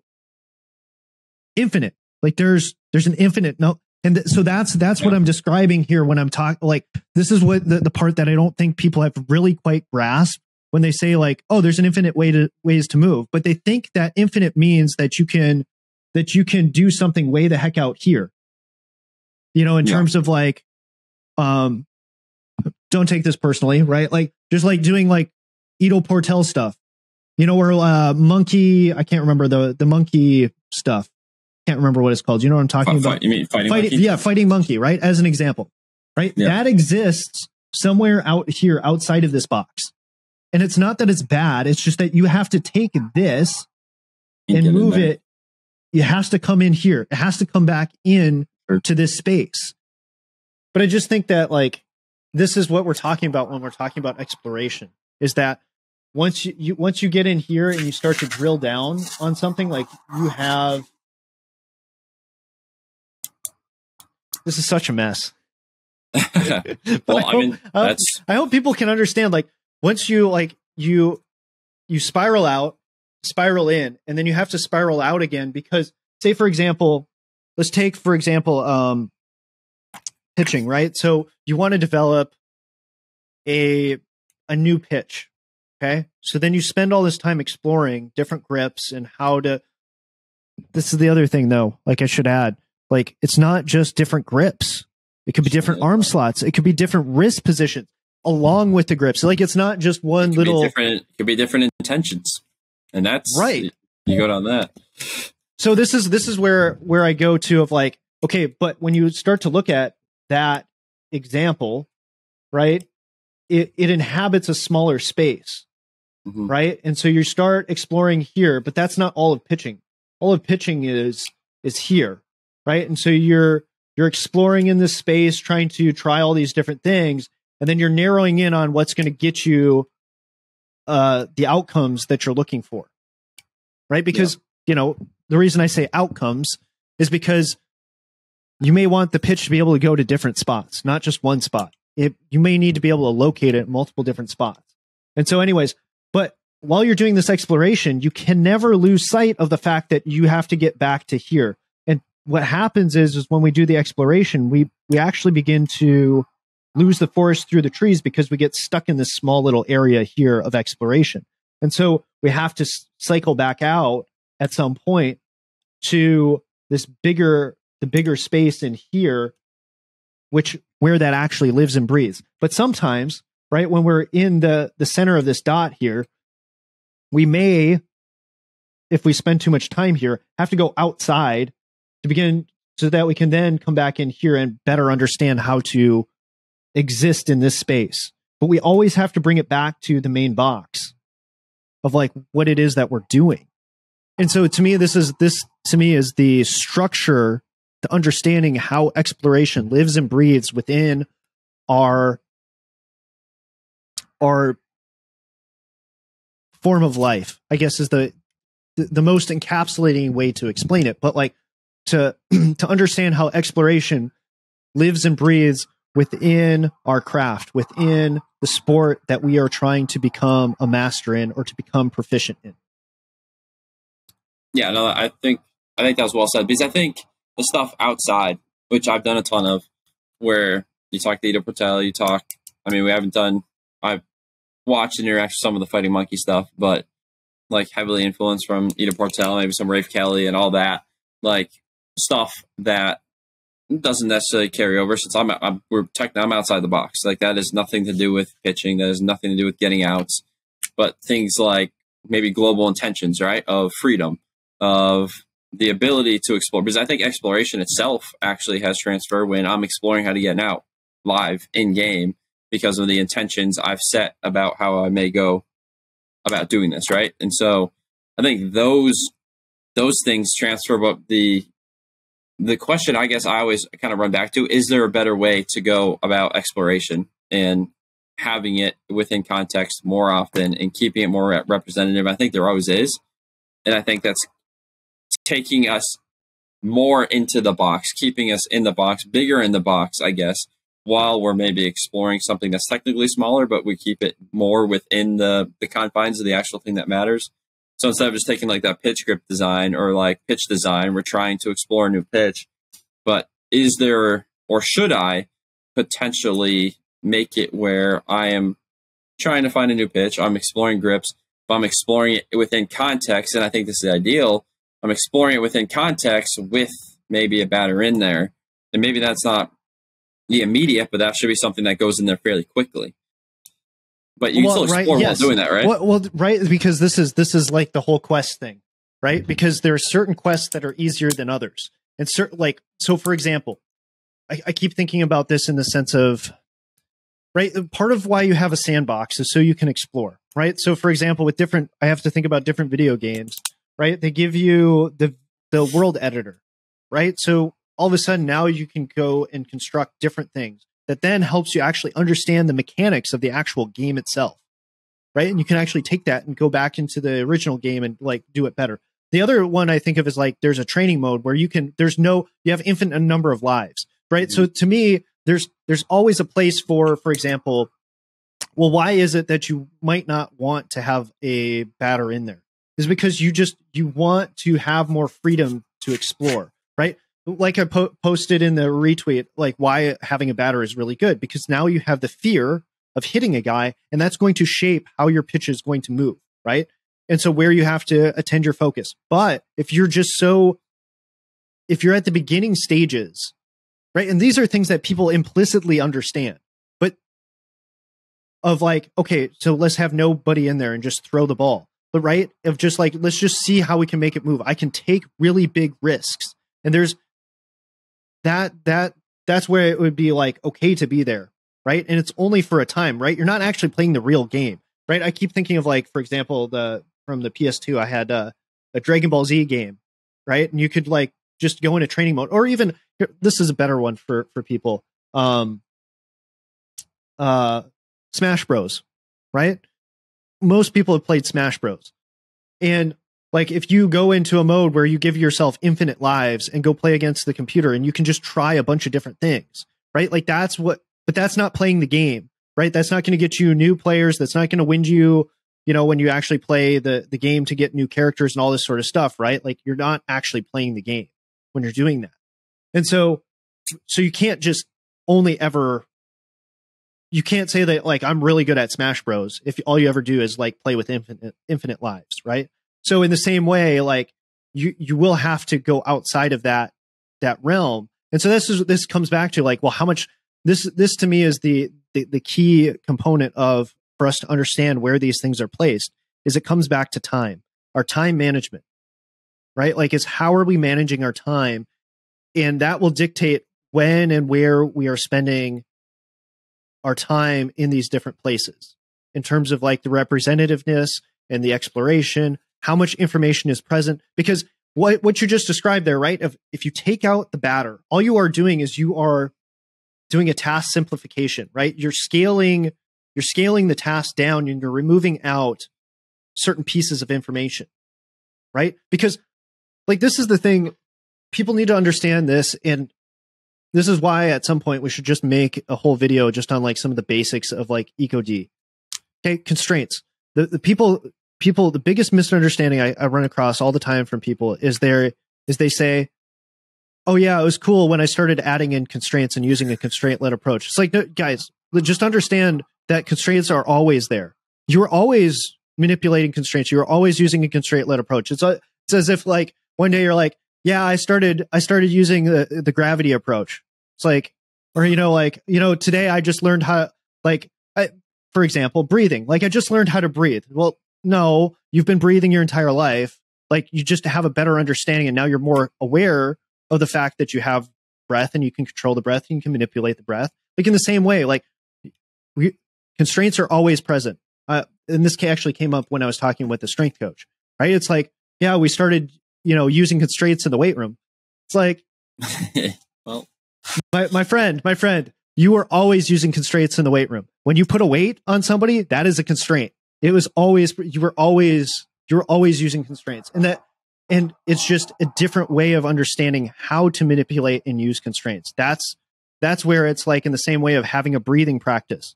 Like you were always breathing, but now by having a breathing practice, you begin to learn how to utilize the breath more effectively. And that to me is what the constraint-led approach is it's teaching you how to use things that you always had at your disposal and how to use them more effectively.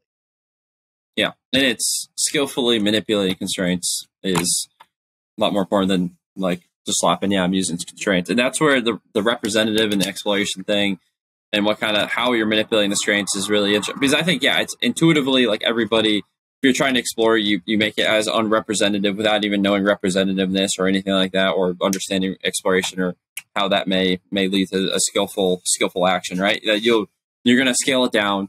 Like that's what everybody does, I feel like. And that's where, to me, it's like how quickly can you scale it up, and like how do you become attuned as a coach to knowing when to scale it up and when not to? Because another thing like I've been thinking a ton on is in context, when you have a batter, your intentions are so much different that for me throwing pitches, like I will legitimately just shine the light. And all I mean by that, and this is stealing from Tyler a little bit, shine the light on like, okay, I want you to this next breaker, like try to get a swing and miss to the righty that's in the box right now. Show me how you would go get a swing and miss. And the dude has spiked 2 breakers and lost a couple arm side. His breaker's just not there today, or he's lost them all arm side and they're kind of just hanging or not even close to the strike zone.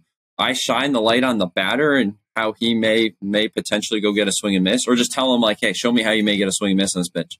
And the pitch is right where he's wanted it the entire time.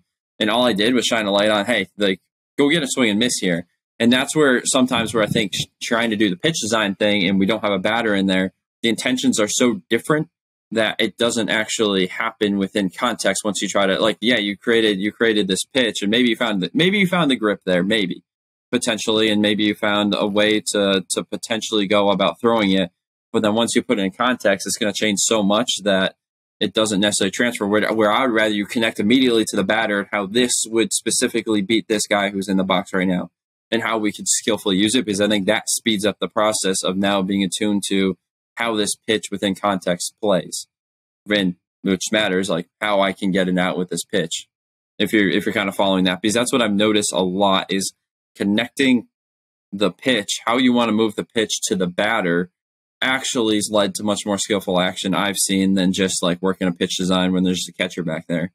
And I could go a whole new tangent of why I've even gone away from targeting a little bit in certain ways because of this specifically. Well, what do you mean by targeting? What's your definition of targeting for those who aren't as familiar with that term? I mean, targeting, what I mean by that, especially in the pitching context, is like simply just like, I'm throwing to the glove.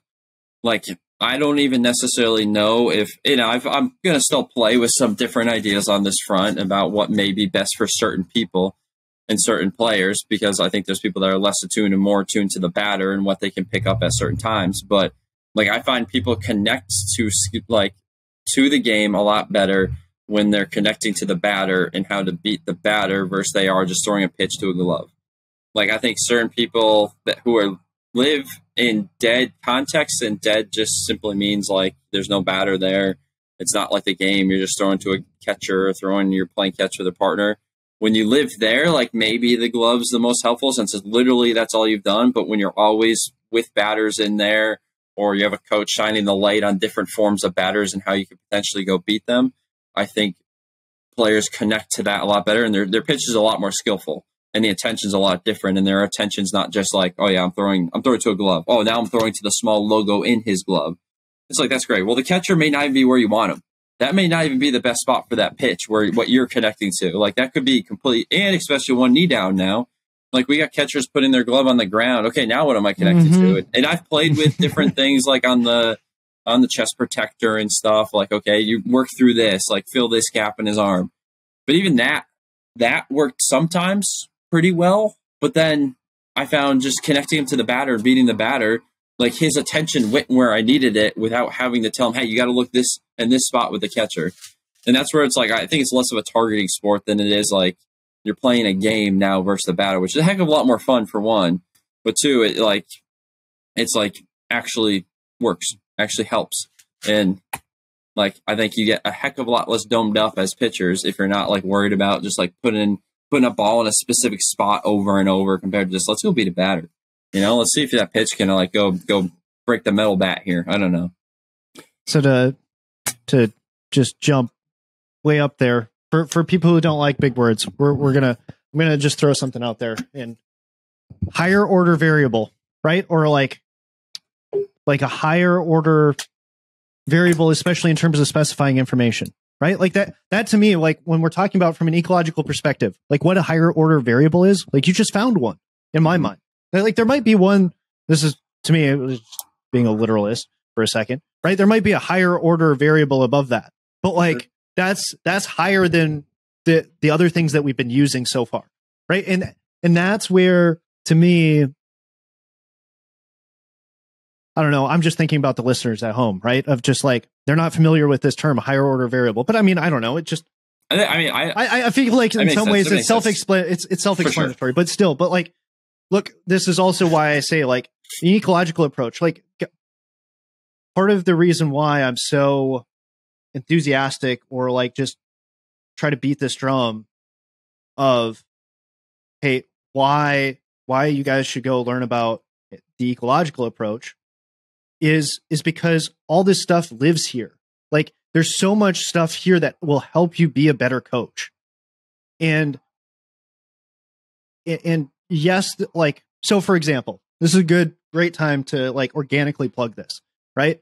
Like Emergence has some like material like this is where like go check out their stuff at Emergence, like their blog, you know, we'll have that linked in there. By the way, this is a good time to throw out there.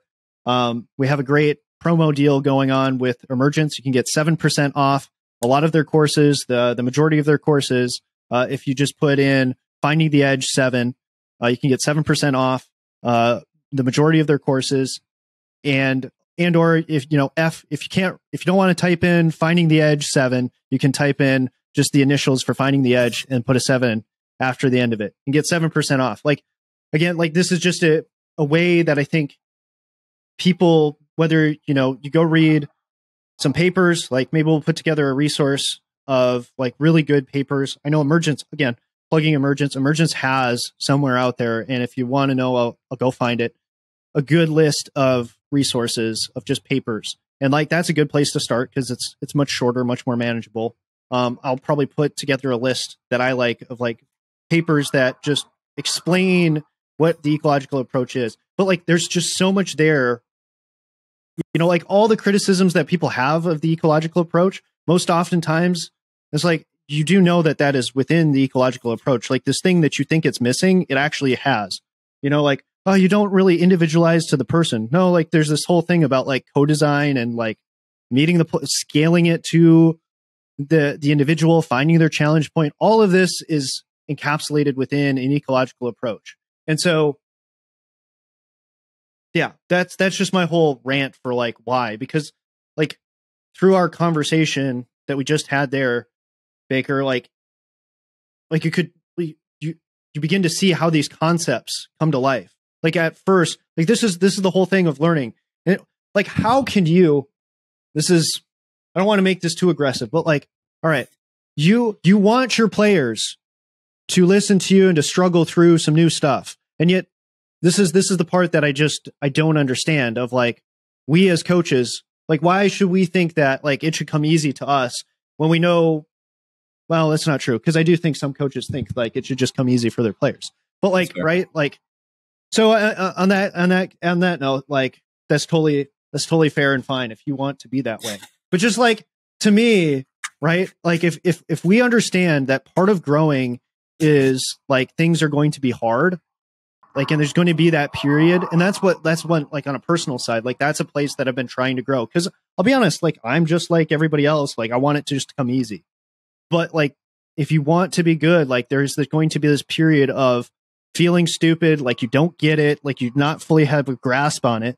But like, if you work through it, like, that's where like this stuff begins to pay off later on down the road, where you're going to get these like really cool insights where you begin to understand things at a deeper level and begin to see connections on how things work. Like, because I just feel like, for example, just to highlight that whole point of like, that's a higher order variable there, right? Like that's a thing that gets to, that's a more simplistic way, right? KISS, keep it, keep it simple, stupid, right? Like that's what you did there is you found a way to make it simpler. And that's what I think, again, an ecological approach helps us do. It gets us back to figuring out how we can keep it simple and keep it simple in a way that gets us the outcome that we want. Because a lot of times when I see people trying to keep it simple, they're actually giving you a shallow version of the sport, meaning it doesn't encapsulate, like it doesn't actually allow you to, like, because there's always downsides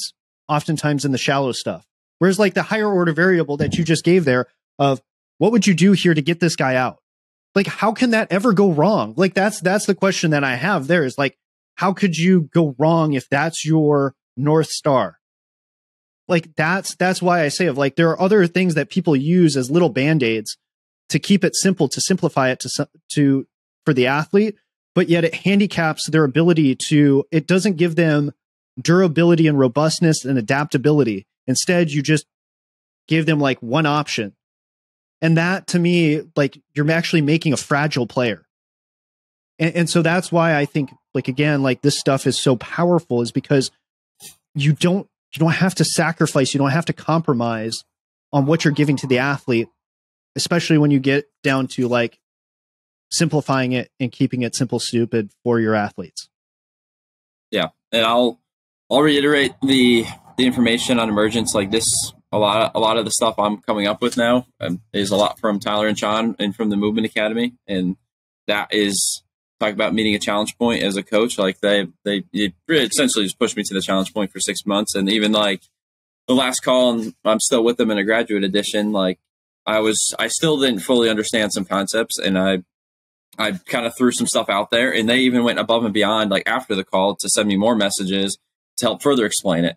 And that was just something where again, struggling through some things, trying to learn it, and they are willing to go above and beyond. So they kind of shout out the Tyler and Sean and the entire emergence crew on that. But I think pretty much anything you get a taste of it. But yeah, because now they have the intro to the Movement Academy is live, I believe, and the regular Movement Academy. And it's in theory a steal. I mean, as far as the price point, in my opinion, because we all do. I mean, as far as coaches, how many courses do we go through and certifications do we go get? And like I've done plenty of those, and like nothing's revolutionized the way I've coached until I've done the Movement Academy. So I'll throw that plug in there. But yeah, I think that's something that needs to be talked about a lot more as far as like coaching goes. It's like you need to be met at your challenge point like consistently, and I think I see a lot of, and you've probably seen it pretty similarly, like people are very comfortable in their jobs, and like they'll hold their jobs in a lot of places if they don't necessarily like challenge their ideas or do the best for their players, or like try to push themselves out of their own comfort zone and out of their own knowledge base and try to learn a little more. And like as far as what I've learned is like the ecological approach, like it almost dumbs it down in a way. Like I literally just told a guy to like just try to get the guy out. That's at the end of the name of the game, kind of, right? I mean, literally, like if you go back to playing wiffle ball in your backyard, what are you trying to do? You're trying to get the guy out. And when they originally played baseball, I'm sure the guy in the mound was literally just trying to get the guy out. Like the origins of the game probably originated somewhere around there, and it's almost bringing it back to that. But yeah, there's times where we can take it away, and we have technologies where we can take a deeper look into things like we never could. But at the end of the day, if we're not connecting the person to the actual problem, like we're just creating guys who come off the mound after giving up a 3-run pump and telling me it was a good spot and a great pitch. It's like, unfortunately, it wasn't. Unfortunately, like it's a 3-run home run, and now we're down 3-0 here, and they're telling me it was a great pitch because in the dead bullpens they've been throwing most of their career, that would have been a great pitch, right? And that's the one thing that this whole experience has illuminated to me. It's like the dead bullpen. And like, oh yeah, everybody hypes him up. Oh, great pitch, great pitch. It's like, well, not really, because the context I just gave him was actually an 0-2 pitch, and he just dropped the curveball in middle, and that my hope was damaged. I really do, because that was not the pitch we were hoping to throw there. But all his buddies behind him saw it kind of broke and it was in the zone, so they're all hyped for him. Or he threw a wipeout slider, and the context was we were down 1-0, and Cease threw a ball outside the zone too. Right, so like, and the guy wasn't chasing. Wasn't right, the guy pitch. wasn't biting on it. Like, right, like there's that element of it of like sometimes that pitch is the right pitch, especially when the guy's biting on it. Boom, you get a swing and miss. Like, that is the right pitch there, right? I mean, there's the other element too there of when you do things in a decontextualized environment, you actually what's the word for it? You set up like you give guys unrealistic expectations, but it's like what's the whole thing of like you give them a false vision. You know, when you say to a kid like, oh yeah, you're a D1 guy, and then they end up like D3, and like, you know, you kind of give them this false sense of security in terms of like, you're not, yes, there's something there, right? What you see, but you're overinflating what it is that you're seeing, because what you're doing is you're setting them up for this big cognitive dissonance when they go out there and they know their stuff is good and they just get absolutely shelled. I mean, this goes back to probably the last podcast that we recorded, right? Were we just going on this long rant about Pagan? Yeah. Right? Like this is Pagan is probably a perfect example, right? They are going to Pagan and telling him, dude, your stuff is good. Yep. Like you're just having bad luck, whatever it is. But what is going on psychologically for that guy? Right? The cognitive dissonance and like how inflated, like, right? And then all we're doing, like, right, deep inside, and this doesn't help an athlete succeed. I mean, maybe it does eventually. Like, I don't know. Like, there's to me, there's something Are we lying to the athlete when you're just like, hey man, your stuff is good. Like, you just need to hang in there. I mean, in some ways, because these guys are like good, like how much of it is like just hanging in there, and how much of it is of like, because I mean, we see this. We've all been a part of teams where they just keep rolling out the same guy and he keeps on doing terribly, and he's had a bazillion tries, and eventually he goes pro. I mean, I can think of one school that I was at, right? He had some bad years, really bad years. And I know psychologically for that kid, like how tough it was, but he eventually got a pro contract. How much of that though was just the mere fact of like, he got more opportunities to figure it out than other guys? You know, like how much of it is just like you're allowing him to succeed through just like putting him back out there. I mean, that's the traditional model of like the pro style system. It's just like, because like I saw this my first year in junior college of we had a guy who was not our shortstop. Like we had all these injuries and some academic ineligibilities, and a guy who is really more our second baseman or third baseman ended up being our shortstop. And he could not for the life of him throw a guy out on a slow roller to short, right? A guy hits a weak ground ball to short where he has to come in and charge. The guy would always be safe because he didn't understand how aggressively he needed to go and attack the ball. It wasn't that he wasn't capable. It just, he didn't understand. And it took him 52 or 54 games to figure it out. We had like 2 games left, and it was like he had figured it out right at that point. It took him that long to figure it out. And like, that helped me understand like how the pro system works. I'm like, oh, they just play a ton of games. Like they use the game as a teacher. And this goes back to like the biggest criticism of an ecological approach is, oh, you just play the game all the time. Like, why don't we just play the game? Because it takes a long time for you to develop the skills. Like you just have to play a lot of the game in order for you to develop those skills. Whereas the ecological approach, what we're trying to do is to figure out what slices of the game can we give you, right? So like if we go back to, like a video game analogy, right? If I can give you more slices of like the part that you need to get better at, like how much faster are you going to then, when you go back into the normal game environment, how much better are you going to be able to then do those things that you need to do, like and shore up those weaknesses? Like that's all we're doing. We're just giving you a better way of doing what we've been doing before of like practice. That's all it is. And so that's where I forget the whole initial jumping off point of my rant. So That's just, you know, part of the wandering around, because again, it just all comes back to like this point of like, what is it that we're trying to do? And like an ecological approach helps us keep on track, even if I lose the main point of the thread of where I was going. Yeah, I mean the rants definitely take shapes in different forms, but they always do typically connect pretty well. But yeah, I mean, I think one thing you're kind of bringing up is like the ecological approach. We're taking slices, trying to find what is maybe the missing information that they're not connecting to potentially, and taking slices of those games and helping them kind of actually one connector to explore those realms, which the ecological approach does very well. And I think, yeah, that's one thing. I think we were talking about it, like MLB hitters, why they could potentially use front flip or T-Mores, because they get so much live arm. They see it all the time, where that stuff may be more useful. But when you don't see live arms all the time, like, you probably shouldn't be scaling it down to that point, because like front flip and T's just doesn't translate. You're not seeing the live arm. You're not being able to pick up that specifying information. And I think that's what's been interesting for me at the JUCO level a little bit. I mean, we play a lot in the fall. Like we're playing a lot of games.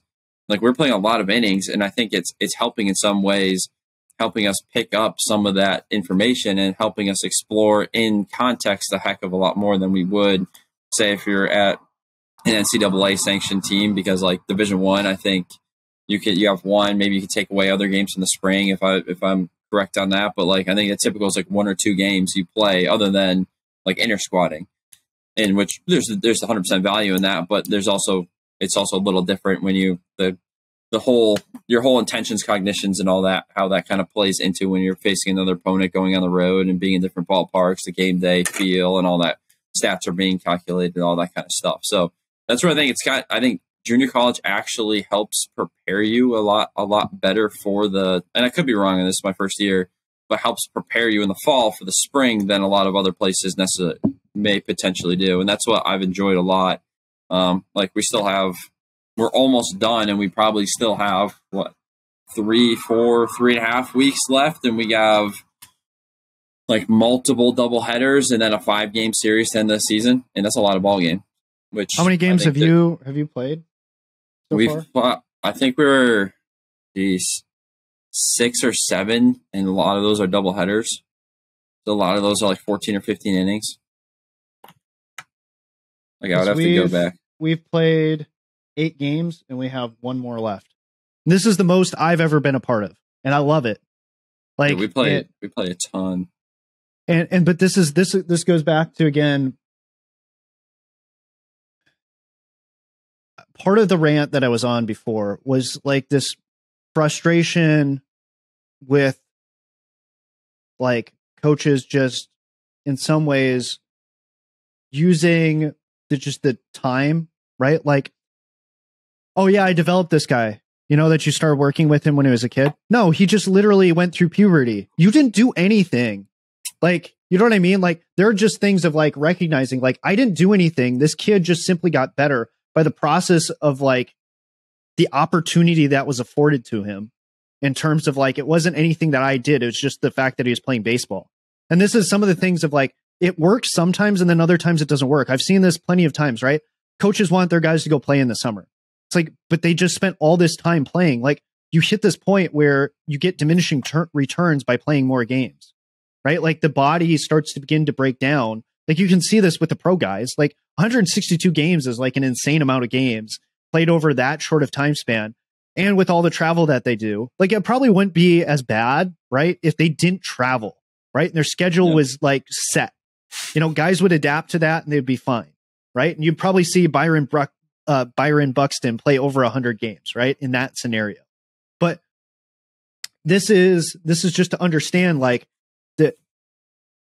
that is not a good way to actually develop, because especially too, for some of those guys, like where I'm at, I got a bunch of guys and I was a part of it too, was like, we go play town ball. Town ball is not the same. They're for some guys, for younger guys, right? Don't play a ton. That is a good place for them. That's a good petri dish. Like the stakes are much lower for some guys. Like that's what they need. Right. But for other guys, that's not what they need. Either they have a high workload and they need time off. And like, what's actually important. Like, that's the thing that I come back to of like, okay, you got a freshman or a sophomore, right? That had a ton of innings for you, played a ton. Does he really need to go play this summer? Like, I'd rather see that kid go train, right? You could do a deload, like put him in a situation where we figure out like, what does he really need? What's going to keep him healthy? What's going to, like, he doesn't need to play a ton. Like, I'm not saying that he doesn't play at all. Like, he could do some games. Like, I do think there's like, this is where, you know, I think premier pitching down in P3 down in St. Louis, right, where they have the collegiate league where they do training and playing games, like that has the potential, right, where you have enough control over the athlete. Like, you know, there's not competing demands on the athlete. You can really focus in on like what the athlete needs and really supplement and get that balance right. Because this is the thing to me of like, people don't understand that if you just let the system take over, there are some unintended consequences of that. Like, that's a crapshoot. Like, you're leaving it up to chance as to whether or not that player is going to get better. And there's so many factors that, like, to me, it's like almost irresponsible. It's like parenting and just being like, you know what? Like, I feed my kid and, you know, I make sure they go to school and I don't like do anything else with them. I just simply, you know, just let them be. And I just do those basic things. And then, yeah, he turned out fine. Yeah, that kid turned out fine. But what about the, you know, your other kids? Like, it's such a crapshoot, right? Whereas if like you have like an actual, this is to me, again, an organized system. Like, this is where like the organization element comes in of like having a system, having a framework, having the right involvement, right? Like, it, because to me, parenting is the perfect analogy for this of like what it is that we're doing as coaching or as coaches, right? We don't want to be the overbearing parent that like micromanages everything like that. Yes, that can get you certain results, but long term, that doesn't create a, you know, if we're talking about like a child and that you're parenting, that doesn't create a good, healthy child long term. You know, and the same thing is true of athletes. Like, why do we think it's different? Like, and I get it. It comes back to like, what is the end goal that you want? Well, I want to win games. Like, because you're going back to what you talked about before, Baker, of, well, why is it that some guys don't change and, you know, and grow in terms of what they're doing? It's because they found a fit, right? A functional fit with their environment. And they don't want to risk losing that functional fit by exploring with other things.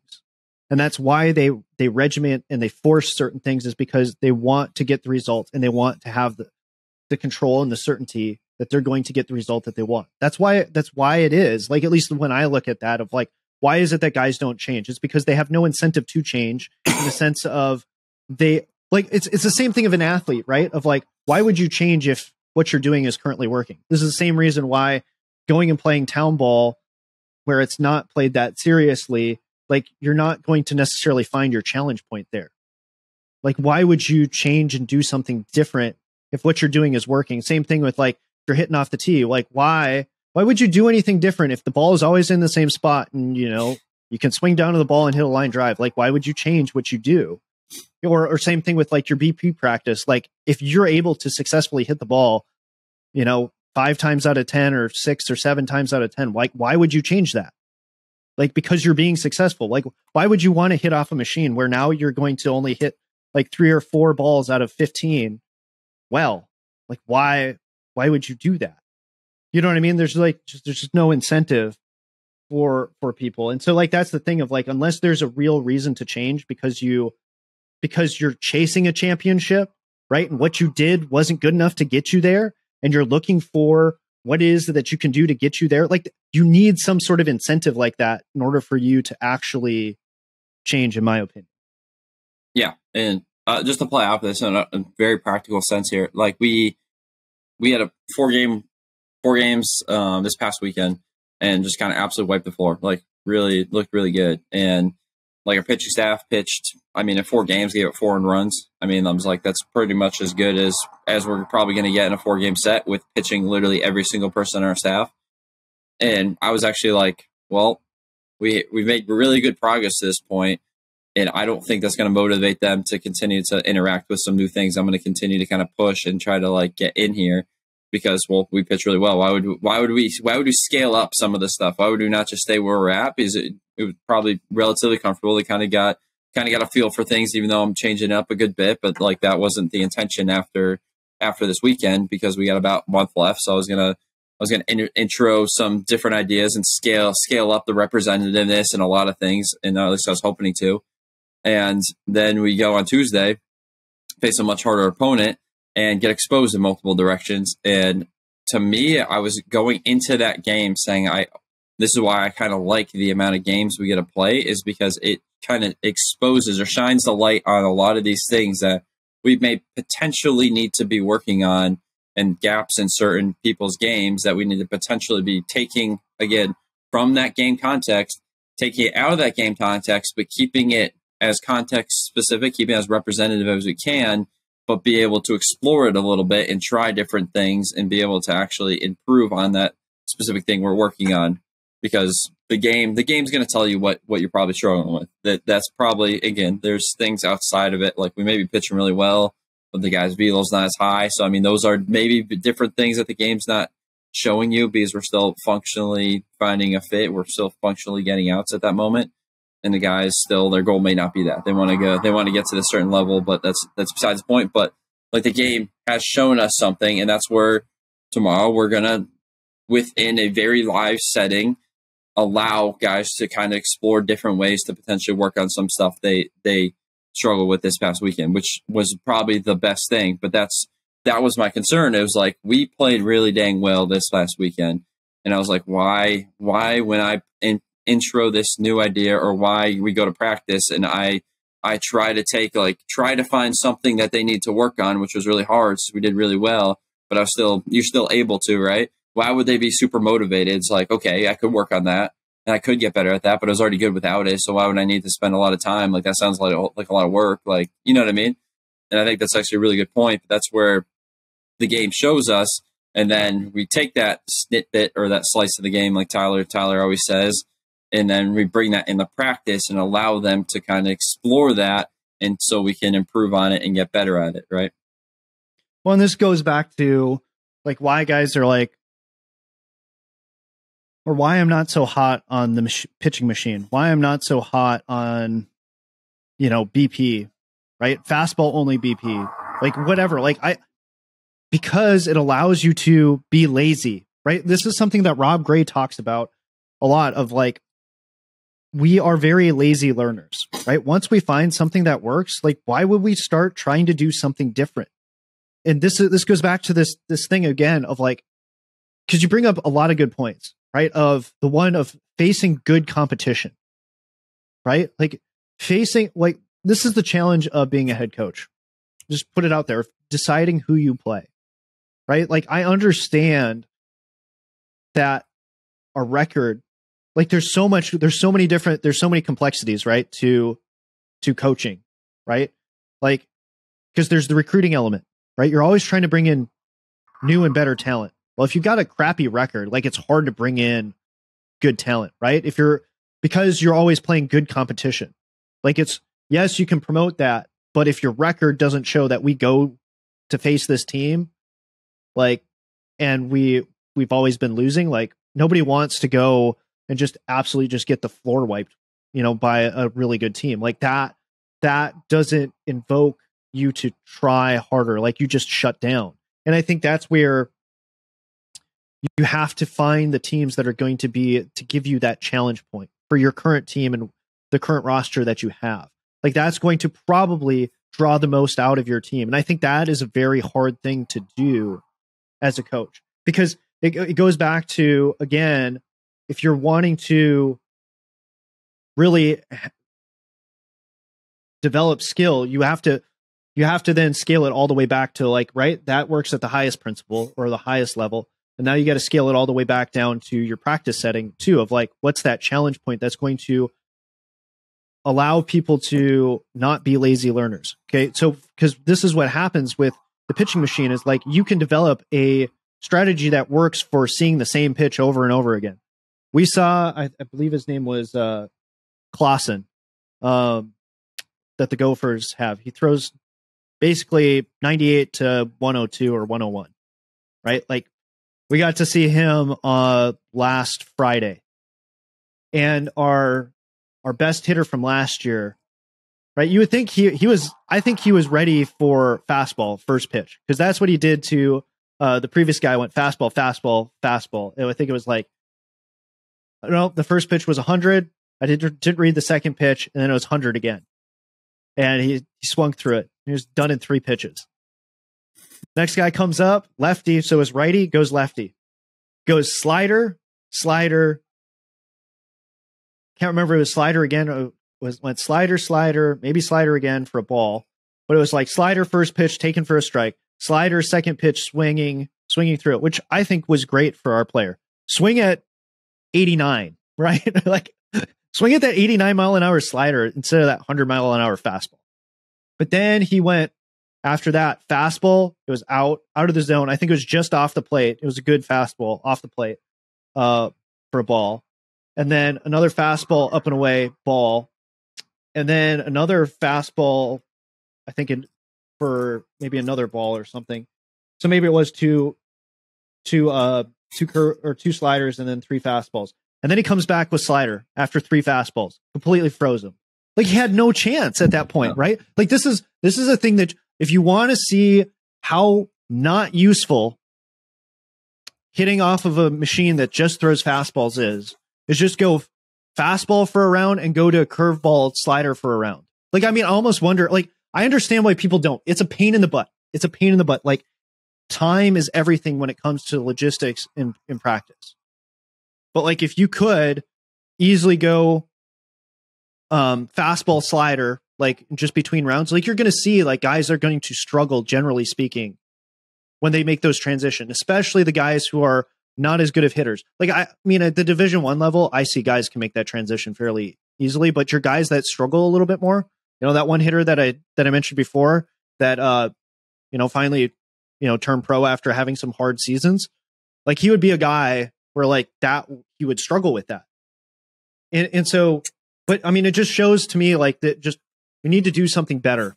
Like, and I don't love iPitch and that stuff, but it is better. It is better than your pitching machine, your standard pitching machine that only throws 1 pitch at a time. So like everything is on a scale.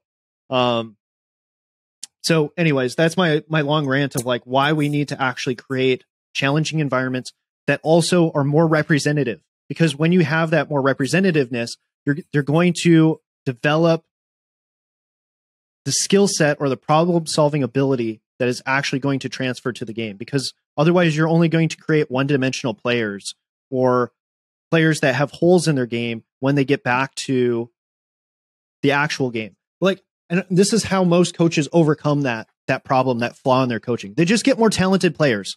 Like, I mean, I've seen it already. Like, we have more talent this year, and like there are some, like, we can do certain things and like leave holes, and like they're just like, we get frustrated at the players that their gaps get exposed in the game. But it's like we never short up those gaps in training, and that's why they have those gaps and they get exposed, and then the other guys go out and perform. So I mean, because I asked one coach, like, what's your secret, and like, he's a good coach. I was just like, what's your secret down there at the JUCO that you're at? It's like, just we recruit better. We just get talent. It's like, oh yeah, of course. Like, talent washes out everything. Like, how many places have you gone to and you visit and you're like, this guy's doing all the old, most backwater stuff that towel drill, running, 5 miles, and these guys just still win. It's talent. They just recruit way better. And talent just, if you have guys that can already do it, like, you don't need to coach it. Yep. Isn't that true? That's we actually had a conversation about that. We found some of our guys are struggling in certain ways, and I feel like they're getting a lot worse with certain methods, and other guys aren't. But what I'm noticing is the guys who already have the talent, like, they can compensate and get through some of the stuff, and they're good no matter what. And the guys who are less talented can't do that, and they're just getting kind of buried. And comes back down to, like, if we had all the guys with all the talent and we recruited even better, like, we could coach any way we want, and we're probably still going to win a lot of ball games. We really are. We could literally just roll the ball out, and we're going to be completely fine. And maybe get our systems down, and like make sure we're communicating all right, and making sure like we at least know, like, okay, so what are the defensive positionings we want? And that's all you got to run. And that's all you got to make sure you're on the same page. And you're probably going to win a lot of ball games, to be honest. But that's, again, I mean, kind of going back to some of the other stuff, like the lazy learner thing, just cycling back to that is, like, that's the one reason, like, I even said it to our head coach the other day. I was like, I'm starting to find little to no value or extremely devaluing your traditional bullpen setup, like extremely devaluing it, because I don't see that traditional bullpen where you're setting up outside, throwing your 4 seams out there, and then if you got 2 seams, then you go to the other side, you throw some 2 seams, and we're going like 5 hammers, doing a couple change-ups, and we'll throw a batter or 2 at the end without any context to it. Like, I haven't seen that. And yeah, there's some traditional bullpens that are a heck of a lot better set up than that, but like, I'm not seeing it transfer over, especially when I'm seeing guys just connect to the information. And I don't think you can be lazy when you have different information sources coming in every batter, and the information's changing within the batter because you're changing, the batter's changing, the count's changing, the umpire zone you're starting to pick up. You're starting to pick up nuances on that. The ball just got thrown in differently. If that changes, like we've even had in our bullpen where we're just changing balls out, even unintentionally. But I think that's kind of helping change some information sources. And it's really hard to be a lazy learner when that stuff is kind of always being kind of brought in and scaled in. And same thing with, like, obviously the hitting side. It's like, the information source isn't even the same off the machine, but 2, it's like, yeah, if it's a heater over and over and over, I've seen guys have really good rounds there that do not look good in the game shortly after. It's just not, they do not equal each other, and they don't look the same at all. And that's one thing I've been thinking a lot about. And we were trying to figure out how to control the running game a little better. And that's been a problem. Like, how do you make that, like, within a practice setting actually meaningful? Because, like, we did something where pitchers were throwing, catchers were throwing down, runners were trying to run. I mean, honestly, the pitching staff dominated. We were 1-1 to the play, a couple guys 9-7 to the play. Man, we freaking threw out everybody. And then we got run all over on Tuesday. It's a little different story. So it's like, all right, well, I mean, we were lazy learners. We learned that we're super fast, so we kind of throw it home. We're going to get them out every single time. And unfortunately, when we weren't changing our looks up great, we weren't noticing that they were trying to vault on us and getting these bigger leads and then taking off. Not noticing that, even like our quick times to the plate didn't exactly play very well. So it's like, okay, scaling how to now work that where there's maybe some consequences. There's more specifying information. Okay, now we maybe have to pay attention to what's going on over there. Maybe we got to work between us and the catcher. The communication line's got to strengthen up. Okay, now maybe I got to put a batter in there too. So now we got to worry about potentially walking him, hitting him. Maybe he's going to get a swing. Maybe I'll even let him swing tomorrow when we're working on this, because that's another thing that needs to be baked in there. Since if I leave a middle pitch and the guy's stealing at first base, now he's going first to third pretty easily, potentially scoring, depends where he hit it, right? So just kind of noticing those things and not just being able to find the easiest solution, because unfortunately the game doesn't exactly reward just finding a solution that works for this one very specific thing, because the game doesn't present that one very specific thing that often. It very well may often. So, I mean, not often, but sometimes. But fortunately, the game is a little more variable than that, which is what makes it, I don't know, kind of fun. Because not variable is not very fun. You get very bored very quick, very unmotivated very fast, you know? Yeah. No, and I'm tempted to try to splice and take that to the next level. But I also am like, man, we've been going for a good minute here.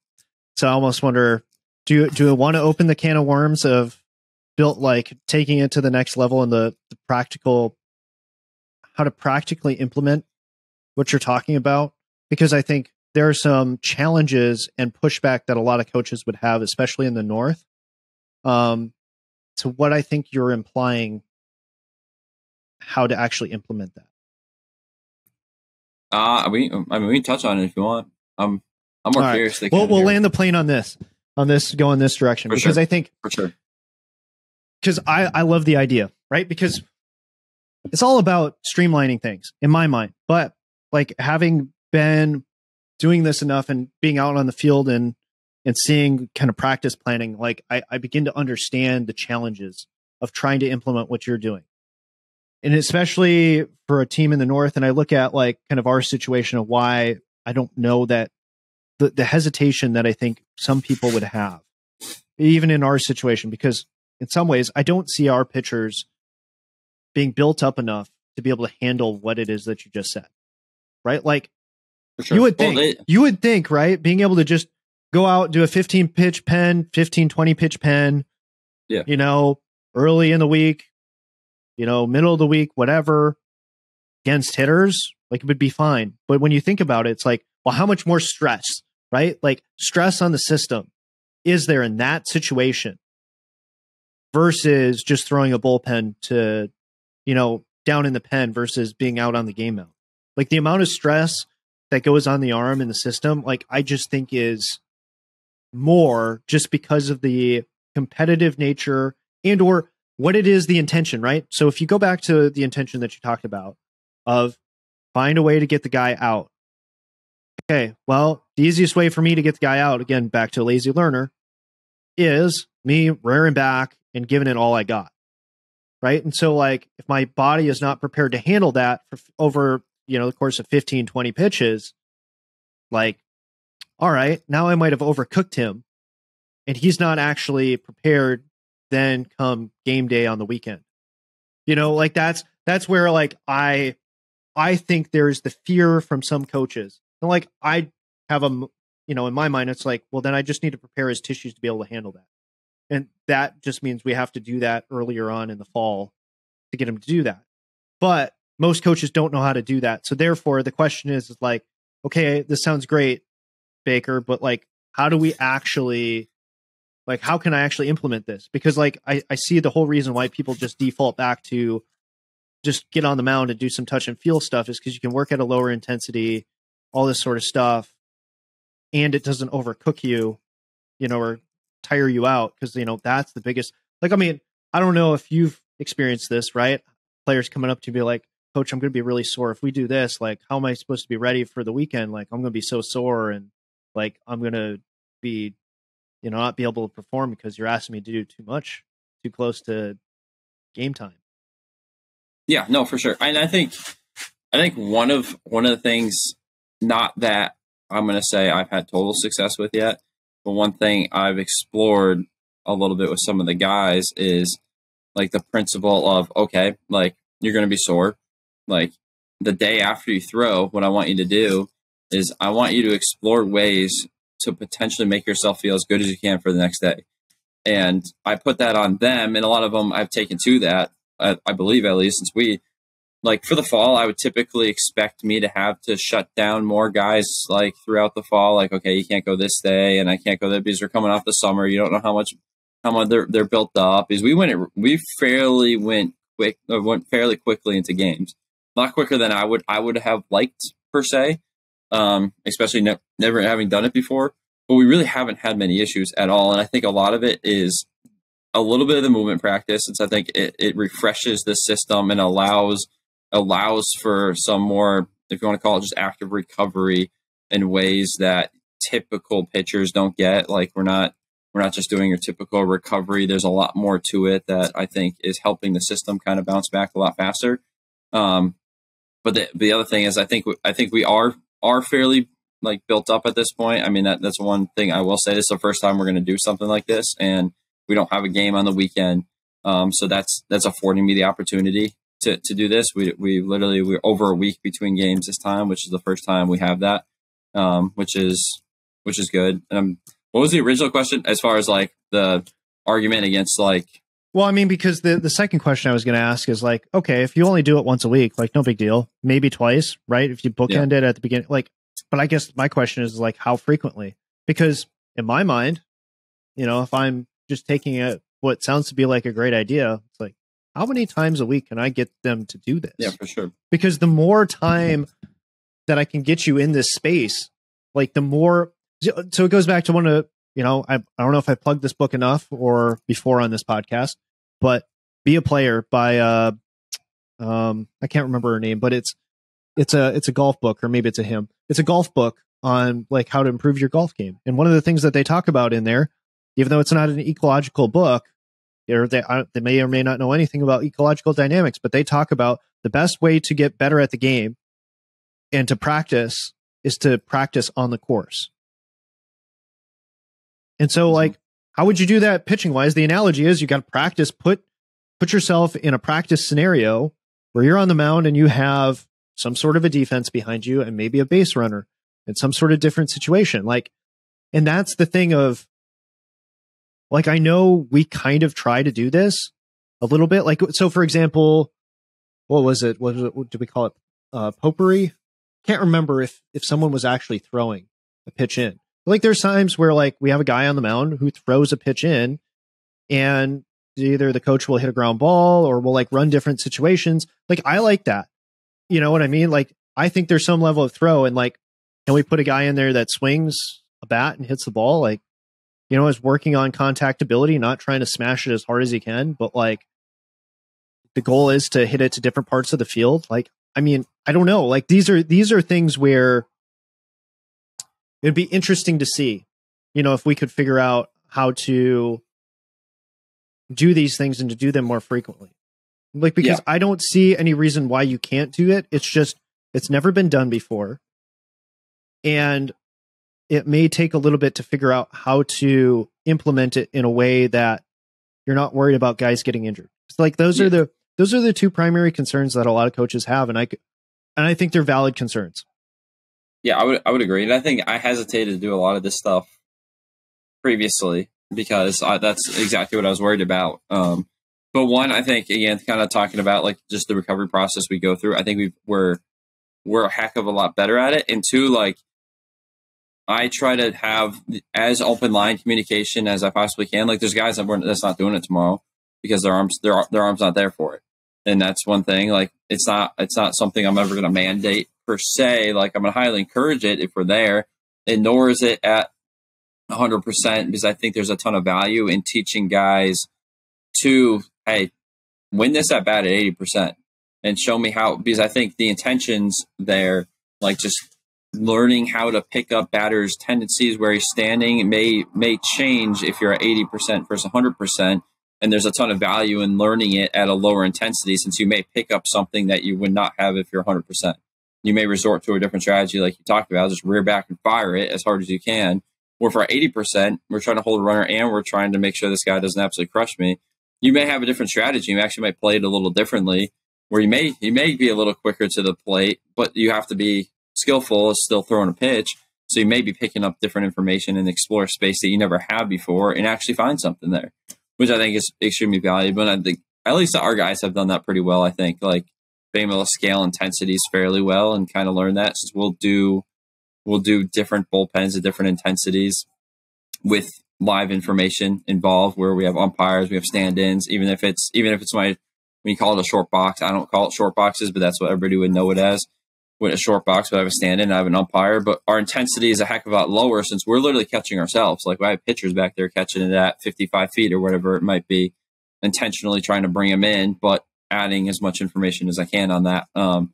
So that's one way. I think we've been saving arms a little bit in this stuff, but to me, it's like, we don't need to throw a ton. Like, it could just be 10 pitches, 2 batters, whatever it is.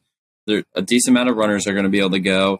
And to me, that's just way more meaningful. And that's, like, meaningful reps are a lot more important to me than just reps, because we had a lot of reps with doing picks and holding runners, and they weren't that meaningful because there was no real consequence. And, like, it didn't show itself in the game. My pitchers were not moving more skillfully because of what we did in practice. And that's, like, the biggest thing. Like, I want to be able to say, I remember Sean Mishka saying this to me, is like, I never could say it until a little later in my career when I adopted some of these ideas, is like, I couldn't say I'm watching these players move and it's because of what we did. It was more in spite of what we did. But now he says, like, I know when I'm watching them perform in game, this is because of the work we've been doing and the environments I've been putting in. And I've thought about a lot about that. And that's where I think meaningful reps, where it's layered and it acts and feels, behaves more like the game, even if it's just a slice of it, is a lot more important. And I think what it's done for us is it's more important for the runners. It's a heck of a lot better for the catchers. And we can add batters in there and now they get a hit with a guy running, and that may change their intentions. There's a man on first, and how you may approach that at bat. The guy just got a really good jump. Okay, now we're working that, and you don't get that in batting practice. You don't even get that in your air squad, to be honest, because that's not your intentions. But now you know this is the situation. So I find a ton of value in it, and that's where we'll kind of, this is technically what would be our bullpen day tomorrow. Like, so we're missing what would be our traditional bullpen day for this, but I think this brings more value than a traditional bullpen would for the majority of our guys. Yeah, I mean, because to me, it's like I would get guys up on the mound as much as I could. Like I would get rid of flat ground work. Mm-hmm. You know, like it. To me, it just doesn't It doesn't make, like, I get it. You know, like I understand why things are the way they are. At least I try to, right? Because in order to try to move it to something different, you need to understand why it's there in the first place. Because when you suggest the new thing, like you're going to get the pushback. Or you're going to see people just default back to this old thing. And if you don't understand why, you're not going to understand how to move it towards the new thing. So, because to me, it's the whole limitation, right? Like when you don't have certain resources, like that's why you do these things. Of like logistically, it's just easier to just put a guy down there, you know, whether it's a pitcher, you know, and to do flat ground. Like we only have so many mounds. Yeah, right? Like, and it looks cleaner too. Like it looks like you have everybody down the line doing the flat ground, doing the same thing too. It looks good, it really does. Well, like you got organized practice. Well, and that's the other element too of like, well, right? What's the whole purpose of when you do a flat ground? How do you judge whether or not it was good or not? It's based upon, did you throw it to the spots? Are you spotting up? And then you judge that as like, oh, okay, like this will translate over to the game, and it's like not really. I mean, yes, kind of, right? Like there's an element of it that will translate a little bit, right? The element of like you had some level of body control and awareness, but does it translate enough to, right? You've shown the ability that you can put the ball over the plate or put it to where you want. Now it's a question of, all right, if I put a batter in there and I put an umpire back there, are we going to get the same things? You know, are we going to see those same results? Because, right, this is where to me of having an umpire back there is actually probably one of the most important things, quite honestly, in my opinion. And the reason is because as a pitcher, whether or not the guy calls it a ball or strike is going to dictate what I throw next. Yep. Right? Like if I am 0-2, I have different pitch options afforded to me than if I'm 2-0. It just is how it is. Like you know, like, or even 1-1, like there's just, you have different options based upon your current action capabilities available to you based upon whether or not the guy's calling those pitches balls or strikes. Also too, if like a guy swings, like it changes so much. And that's where it's just not like, oh, did you hit your spot? And that's how you're judging things. And that's why it's like, if this is what you're spending in the majority of your practice time doing, you're just leaving so much on the table.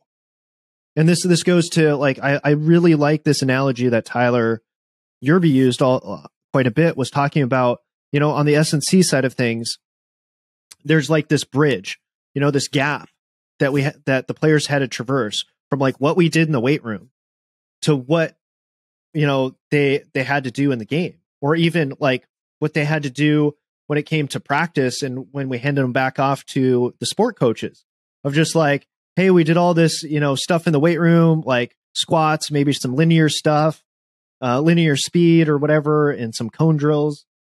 And it was like, all right, Johnny, you know, tap you on the butt. Good luck. You know, you have to figure out how to get from here to there, you know, and it's like, that's basically to me what you're doing if you just only ever just spend all this time doing stuff in these, as you referred to it, dead ways. But just it's you could call it dead, or you could just call it lacking specifying information. Like you're stripping out too much of the specifying information. There is some, right? And this was the point that I was going to make before about like constraints and why I went on the whole constraints rant of like, we've always been using constraints. There's always information present, right? The ball is a piece of information. Just understanding, right? Like, oh, okay, you don't have a hitter.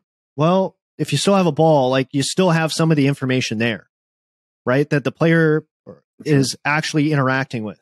Okay, so as long as you have a ball, yes, it gets more specifying as you get closer to the implement you're using. The same thing goes true of like, yes, on flat ground, there is still some specifying information. You're still having to use the ground. Gravity is still in play, but you're missing the slope. They're like, again, you're just peeling off information. The more information you peel off, the harder, the more you're basically saying to the player and tapping them on the butt and saying, hey, good luck, trying to figure out how to get it to go from there to there, instead of basically making that transition between what you're doing with the player and to the game as seamless as possible. Like, I think that to me, and I think I talked about this on a different podcast episode of like the role of the coach, like the name as I understood it came from this idea of like the stagecoach or a coach, right? Like it transports you from one place to the other. It helps you get from one place where you are now to the place that you want to go. And so like that's our job as a coach, is to help the player seamlessly transition from one place to the other. And instead, the way that we often are doing it currently is like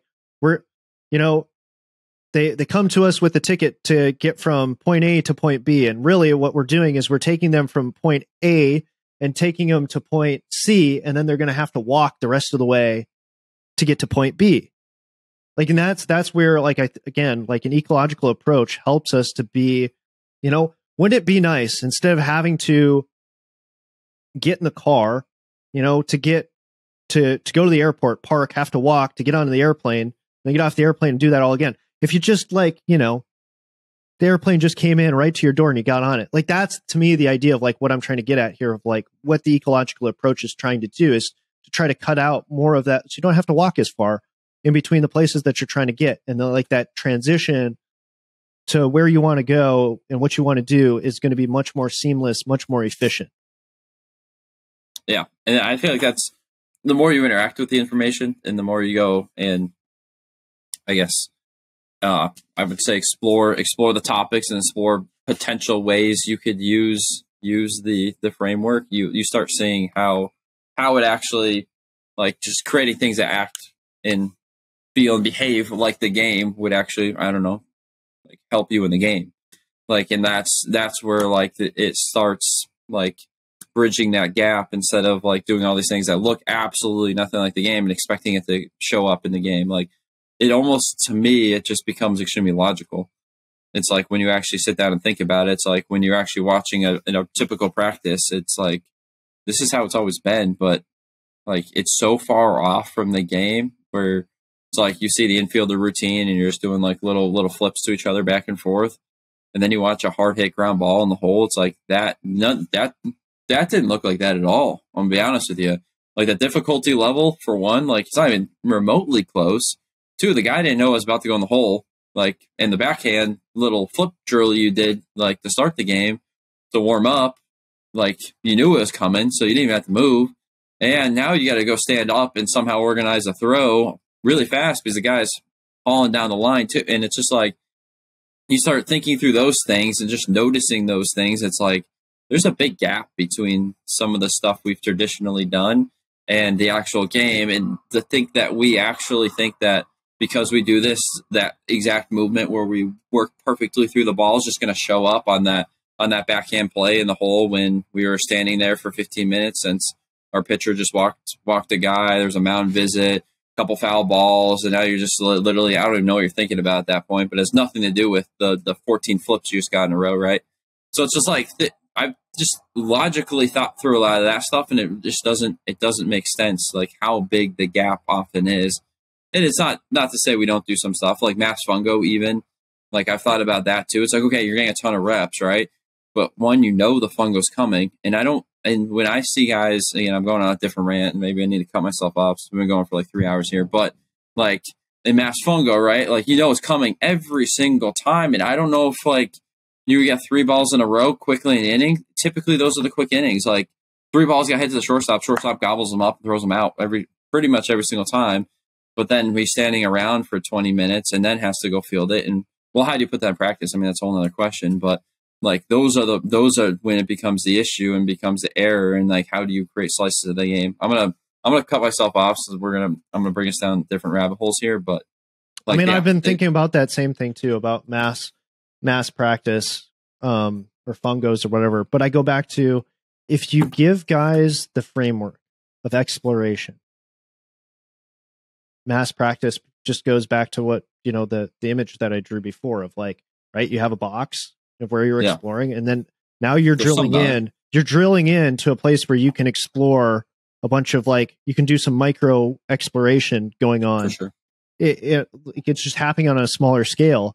And like, there are certain things that are just harder to recreate. Like, how am I have to be very skilled as a fungo hitter, figure out how to hit a hard backspun ground ball that's going to get you that weird hop.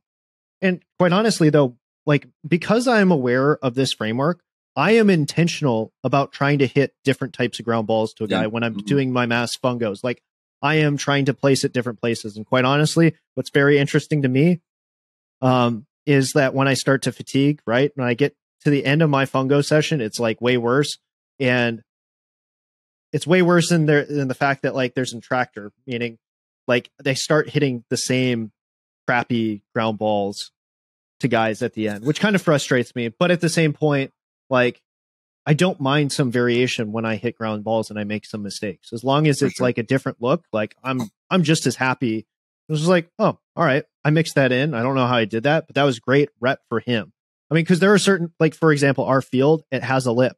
So there are times where I'm intentionally trying to hit balls on different parts of the field just so I can hit that lip, so that they can get more used to how our field works and operates with the fact that we have a lip there. And I think those things are good. And then too, the other day I was with the third baseman. I was just trying to hit for a few reps. Like, this is again, like the challenge point element of like understanding the cognitive load of players. I tried to smash a couple of hard balls and mix some like really hard smashes in there. I should probably do that more with our middle infielders too. But like, those are little things that once you become aware of this framework, you stop trying to hit the perfect ground ball when you're doing mass fungos to your guys. Like, that for me was freeing, and it also made it more interesting to me too when I'm sitting back there, because it can get a little bit long and boring. I actually struggle more when I'm hitting fly balls to guys. Like, that for me is the hardest thing of like, at a certain point, this becomes too easy.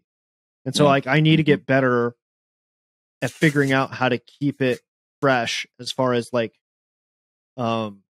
different types of fly balls, because too, my action capabilities as a coach deteriorate the further along we get. Like, I just need to condition myself more. But anyways, it's a different story. But no, I think that's a good place to land the plane, though, of there's a place for everything, even within an ecological approach. I don't know about the tee, though. I'm just gonna come back to that. Like, I remember I wanted to say something about that before when you're talking about pro guys hitting off the tee and flips. Like, unless they're doing some actual exploration there when they're hitting off the tee and flips, which I don't think is what they're doing. I think they're trying to get back to a certain feel and pattern. Like, they're trying to pattern something for themselves. Yeah. I think that oftentimes that has a short-term positive effect. And probably if they take a bazillion reps, like, this is why Mike Trout, I think, does well, because he only takes like 10 swings, right? He gets what he wants to feel, and he's done. Like, I think most guys, that's just, they want to work really hard. Joey Votto had to learn that the hard way. Like, he would just, when he have a bad game, he'd just get back in there and just take a bazillion hacks off the tee or whatever it was, trying to feel and pattern that, just muscle memory it in there. It's just not how the body works. It's not how we learn. So that's where I'd say, like, there is a place for everything, but I'm just not sure. There's not a big place in my heart. No, I'm just going to say, I don't think there's a big place. There's no place. Just say it. There's no place for the tee. Yeah, but I don't think there's, like, if there is a spot for the tee within ecological approach, it's a small spot. Same thing with front flips. It's for when your son plays T-ball. Which I don't think your son should. Like, if you can, just skip it. But like, I would agree.